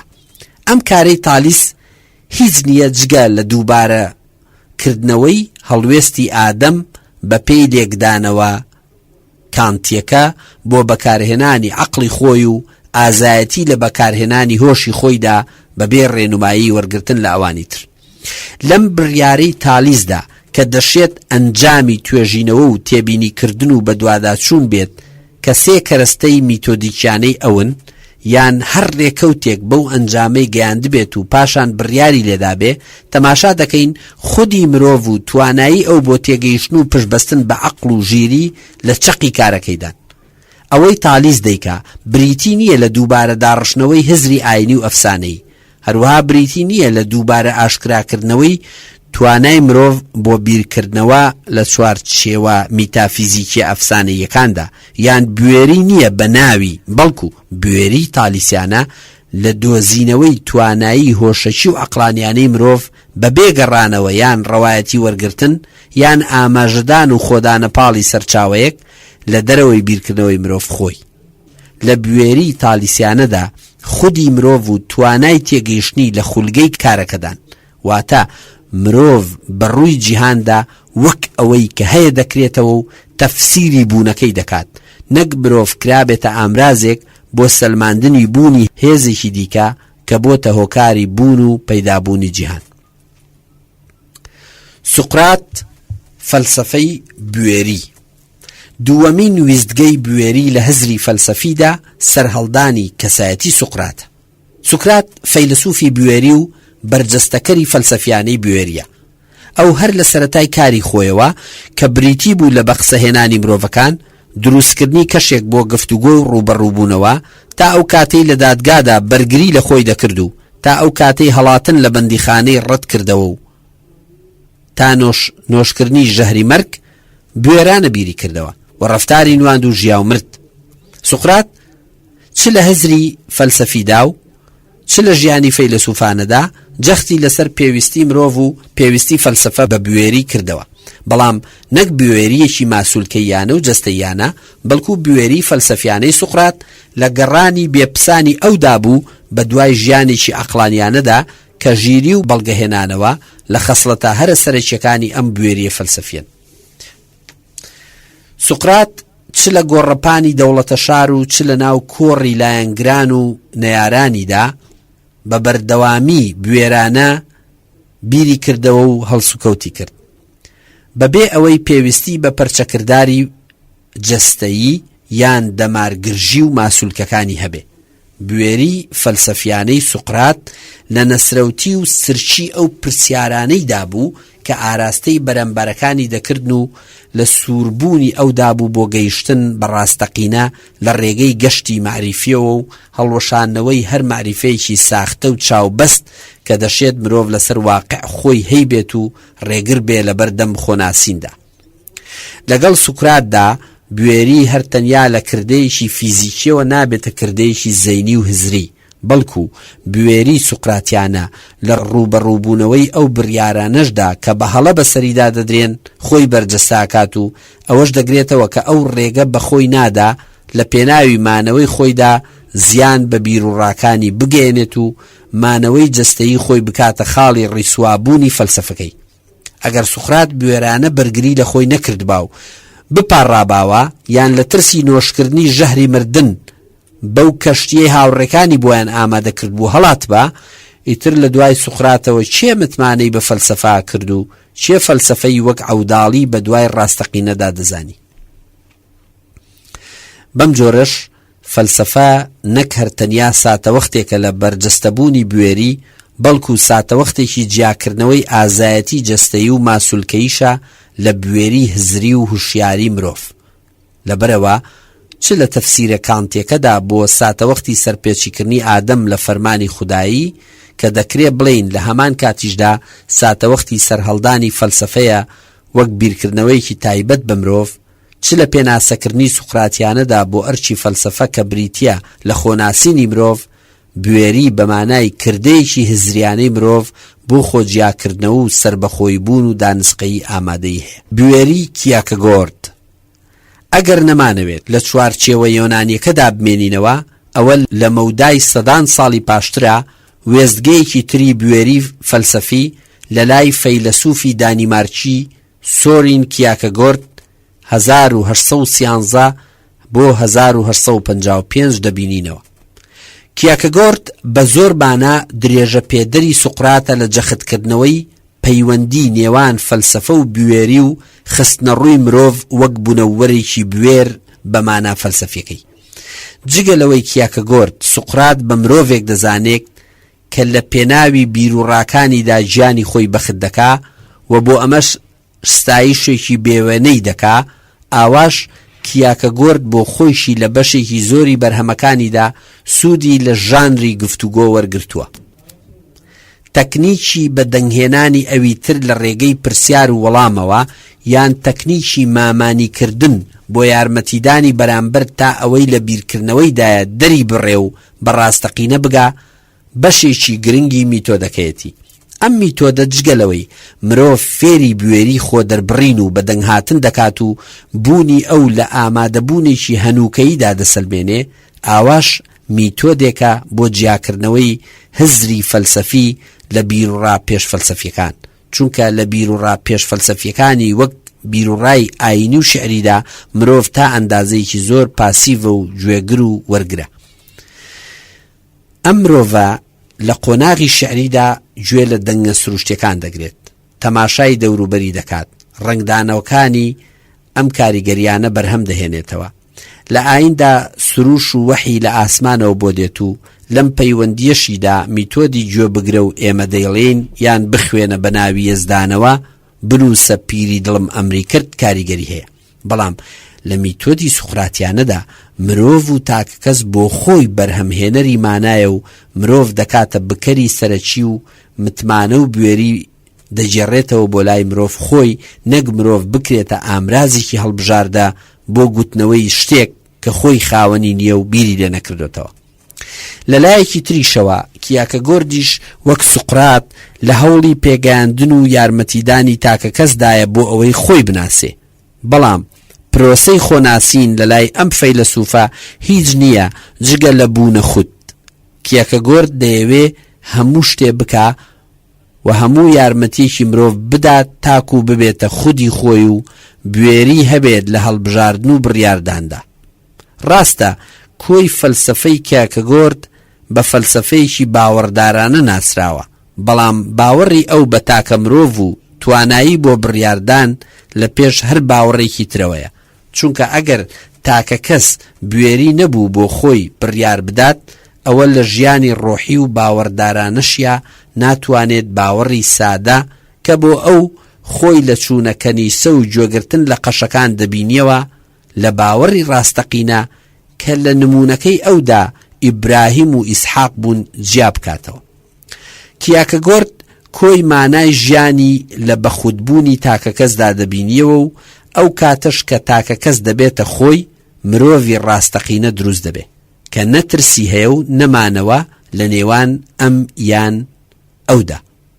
بەم جۆرەش هەروەک چۆن سوقرات بۆ کیاکە گۆر بەڵگەیە لەسەر نەمری ڕۆح، چونکە سوقرات توانی بووی ئەو پەڕی بوێرانە ڕوبەڕووی مەرگ ببێتەوە، ئاواش تاکە کەس کاتێ دەبێتە خودی خۆی دەبێتە قارەمان و بڕیار لەسەر ژیانی خۆی دەدا. ئەم بڕیارە بۆ کیاکە گۆرد گرنگە، چونکە بەڵگەی بوێری تاکە کەس دەردەخات بۆ جیابوونەوە و خۆڕزگارکردن لە ژیانی دەستەیی و بە کۆمەڵی کە هیچ کاتێ ناهێڵێ مرۆڤ وەک ئەوەی پێویستە و شایەنێتی ببێتە خۆی. واتە ناهێڵێ مرۆڤ کە ڕۆحە وەک ئەوەی لە دۆخی سوقرات دابینیمان بوێرانە بە دوای نەمری خۆیدا ئەوداڵ بێ. کیاکە گۆرد لە کتێبی بیماری بەرەو مردندا نووسیوێتی مرۆڤ ڕۆحە، بەڵام ڕۆح چییە؟ ڕۆحیش خودە، وەلێ خود چییە؟ خود ئەو پەیوەندیەیە کە خۆی لەگەڵ خودی خۆیدا ئاش دەکاتەوە. بۆیە ناومێدی کە پێچەوانەی بوێریە بۆ بەدەستێنانی خود لە یەک کاتدا بیماری ڕۆح و بیماری خودیشە. ئەم بیماریەش سێ شێوەی هەیە: ناومێدی لە ئاست بێئاگایی بەرامبەر بە هەبوونی خود، ناومێدی لە ئەنجامی نەویستنی بوونە خود، و ناومێدی لە مەیلی بوونە خود. فەلسەفەی کیاکە گۆرد سووربوونە لەسەر ئومێد وەک ڕێگایەکی بوێرانە بۆ بوونە خود. کیاکە گۆرد ژیانێکی خۆش نەژیا، هەژاری و ناکامی هەرزوو یەخەیان گرت. سەر شەقامەکان لەلایەن نەیارەکانیەوە بۆ ئەو بوونە شانۆی گەمەکردن بە هەست و دەرونی مرۆیانەی. ڕۆژنامەکان گاڵتە جاڕانە وتاریان لەسەر دەنووسی و پیاوانی کەنیسە کەوتوو بوونە تۆمەتبارکردنی. ئەویش هەرگیز دانی خێری بە مەسیحیەتی ڕەسمیدا نەهێنا و لە ماوەیەکی کەمدا جیهان لێی بووە دوژمن. کاتێ پەیوەندی سۆزداریانی خۆی لەگەڵ خات و ڕیگینا ئولسن پچڕاند، ئەمەی بووە مایی ئابڕوچوونێکی کۆمەڵایەتی. بەڵام ئەو لەسەر بیرڕا فەلسەفی و تیۆلۆجیەکانی خۆی بەردەوام بوو. هیچ شتێک نەیتوانی بوێری ئەو بۆ بڕیاردان و یەکاڵاکردنەوەی خۆی سست بکات. ئەو سوقراتیانە نقورچی لە خوێنەرەکانی گرت، هانیدان تاکو ببنە خۆیان و بوێری بوونە خودی کردە مەرجی یەکەمی بڕواداری و دەروەستی. بەڵام لە وەسیەتنامەکەی دانووسی نایەوێت بە شێوەیەکی فەرمی و لە کەنیسەدا و لەلایەن قەشەوە مەراسمی بە خاکسپاردنی بۆ ئەنجام بدرێ، چونکە ئەوەی بەکارێکی ڕیاکارانە دەزانی کە دوور بوو لە ئاینی ڕاستەقینەی مەسیحاییەوە. هەروەک چۆن ئەسینا یەک جار سوقراتی بەخۆیە بینی، ئاواش یەک کیاکە گۆرد لە دانیمارکدا ژیا. بوێری لە دنیای ئەمڕۆدا. بوێری لە دنیای مۆدێرن و ئێمەدا چی بەسەر هاتووە؟ مەبەستم لە دنیای مۆدێرن جیهانێک کە تیایدا بۆ یەکەم جار خودێتی و بەخودبوون و بووە بابەتی سەرەکی فەلسەفە و هزر. مەبەستم لە دنیای ئێمەش ئەو جیهانە پەراوێزیەیە کە ناچارین تیایدا باز لە خودبوون و وەک ڕێگایەکی ڕزگاری لە هەر جۆرە کۆیلایەتیشی مرۆڤ بۆ مێژوو نەریەت و کەلتور بکەین. بۆچی لەم دنیادا کە دوو دیوی هەیە هەمووان بەنگەشەی ئازایی و چاونەترسی دەکەن و کەچی ئەوانەی بوێرن دەگمەنن؟ ئایا لە کۆمەلگایەکدا کە هەمووان بۆ دەستکەوت و پێگە و موچە تێدەکۆشن بوێری چی بەسەر دێت؟ ئایا لە وڵاتێکدا کولتوری زۆرخۆری، زۆر بڵێتی، شاڵاو بردن، خۆپەرستی، شاتە شات، قسە گۆڕین و هێنان و بردن، دووڕوویی، کلکەی کردن بۆ ئەموو ئەو، لە یەکتر خواردن، قسە بۆ هەڵبەستن، بوونە عابید و واعیز، خۆ بەدانازان و ئەوانی تر بە گەمژەزان، ڕواڵەتگەرایی و تا دوایی باو بێت، بوێری بۆ کوێچێ؟ بوێری هەرچەندە خەسڵتی مرۆڤێکە کە لە هەوڵی خۆناسینایە یان دەیەوێت ببێتە خۆی، هەرچەندەش بوونە خود و تاگەرایی یەکێکە لە تایبەتمەندیەکانی مرۆڤی مۆدێرن، بەڵام بوێری لە لای مرۆڤی مۆدێرن زۆر جار دەبێتە قوربانی بەرژەوەندی. مرۆڤ تاکە کەس یان خود هەرتەنیا نابێتە خاوەنی بوێری، بەڵکو خاوەنی بەرژەوەندیشە. ئێمە هەمومان لە ژیاندا و لە کۆمەلگا بەرژەوەندیمان هەیە، بەڵام پێویستە بوێریش بین. بوێری دروست دەکرێ و پێویستیەکی تاکە کەس بۆ جیاکردنەوەی خودێتی لە دەستە و گەلە، وەلێ بەرژەوەندی ناچاریەکی ژیانە و لە پێش خودێتی و تاگەراییدا بوونی مرۆڤی داگیر کردووە. بەم جۆرەش بەرژەوەندی و بوێری دوو ناکۆشی ناو هەمان کەسایەتین و مۆدێرنیتە هەرچەندە پرۆژەیەکە بۆ سەرنەوەی تاکە کەس لە دەسەڵاتی گروپ و کۆمەڵ، هەرچەندە دەسەڵاتێکە هێزی خۆی لە ڕێگەی بەرجەستەبوونی تاکە کەس و خودگەراییەوە بەدیاردەخا، ئاواش و لە هەمان کاتیشدا خۆویستی و بەرژەوەندخوازی خۆپەرستانە پەرە پێدەدات. تاکە کەس و خود بەبێ بوێری و بەبێ بەرژەوەندی دروست نابێت، بەڵام ئەو کاتەی بوێری واکە مرۆڤ چاو لە بەرژەوەندیەکانی بپۆشێ، بۆ نمونە چاوپۆشین لە بەرژەوەندی ئەو کەسانەی تر کە ژیانیان بەبوونی ئێمەوە بەندە و بەبێ ئێمە ژیانیان دەکەوێتە مەترسیەوە، لە نمونەی لێخوڕینی خێرای ئۆتۆمبیل لەلایەن باوکێکەوە کە خێزان و مناڵی هەیە، یان خواردنەوەی ئەلکۆهۆل و شەڕفرۆشتن بە خەڵک، یان فیزلێدان بەسەر خەڵکدا لەبەر ئەوەی پارەمان هەیە، بۆی هەیە لەم حاڵەتانەیە تاکە کەس بکاتەوە بە قارەمانێکی فیزیکی کە توانای ئەنجامدانی هەموو شتێکی سەر و مرۆیی هەیە تا ئەو کاتەی لە ڕێکەوتێکدا لە ناوەچێ، بۆ نمونە ئۆتۆمبیلەکەی وەرەگەڕێ، یان لە شەڕێکدا دەکوژێت یاخود ئیفلاسەکە. لەم بارودۆخانەدا بوێری نابێتە ساتەوەختێک بۆ جیاکردنەوەی هۆشمەندی و هۆشمەندی لە گەمژەیی و جیاکردنەوەی بڕیاری عەقڵانی لە بڕیاری نەعەقڵانی، بەڵکو ئەوە جۆرێکە لە ئازایەتی فیزیکی و بڕوابوون بە هێزی ماسوولکەی تاکە کەسی کە لە ژێر گرژبوونی دەرونیە کارێ بە مرۆڤەکە کە بیرکردنەوەیکی قوڵی تیا بەدی ناکرێت. ئەو کاتەش کە بەرژەوەندی بەسەر بوێریدا زاڵ دەبێ، خودێتی و کەسایەتی مرۆڤ دەکەوێتە مەترسیەوە، چونکە هەمیشە بەرژەوەندی لە دەسەڵاتیدایە خود بگۆڕێ بۆ خۆویستی و خۆپەرستیەکی بێ ئەندازە کە لە پێناوی خۆیدا بیەوێت جیهان وێران بکات و ببێتە مەترسی بۆ سەر ژیانی کەسەکانی تر و دەوروبەری.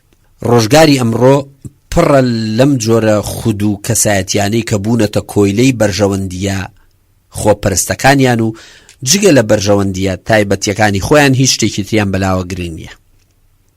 ئەمڕۆکەش وەک ڕۆژگارانی تر مرۆڤەکان ئازایەتی و چەپوچیڕی جەستەییان بەلاوە بوێریە تاکو بیرکردنەوەی ورد و تێفکرین لەو کار و هەڵوێستانەی پێیان هەڵدەستن.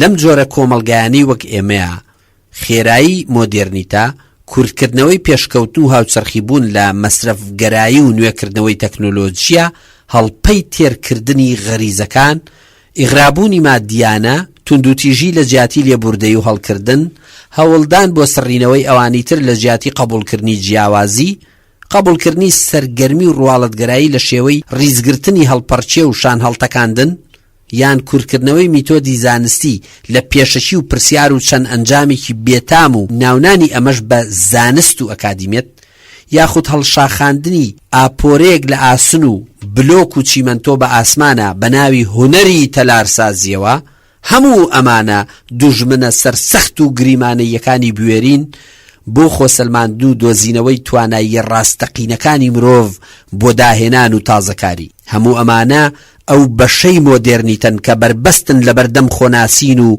بە خودبوون و بڕیاردانی تاکە کەسیانەی هۆشمەند و لۆجیکیانەیە. هەموو ئەم ڕواڵەتگەراییەیە کە بە گوتەی کانت ناهێڵێ مرۆڤی ئێمە بەرەو ئازادی ڕاستەقینە، بەرەو بوێری بۆ دەربازبوون لەو بارە هەرزەیەی تێی کەوتووە هەنگاو بنێت.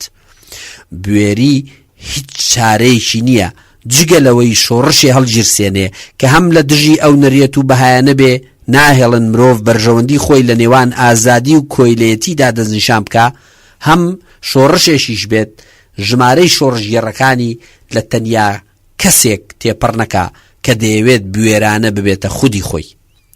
بەم جۆرەش بوێری هەم بۆ ئازادی و هەم بۆ تاکە کەس و هەم بۆ بوونە خود پێویستیەکی ناچاریانەیە و هەر ئەمە ژواکە ئێمە لە هەر کات زیاتر پێویستیمان بە فەلسەفە هەبێ تا بیرمان خاتەوە هیچ کات ئازایەتی و چاونەترسی بوێری نین ئەگەر هاتوو ئەم ئازایەتیە بیرکردنەوەی لەگەڵ نەبێت.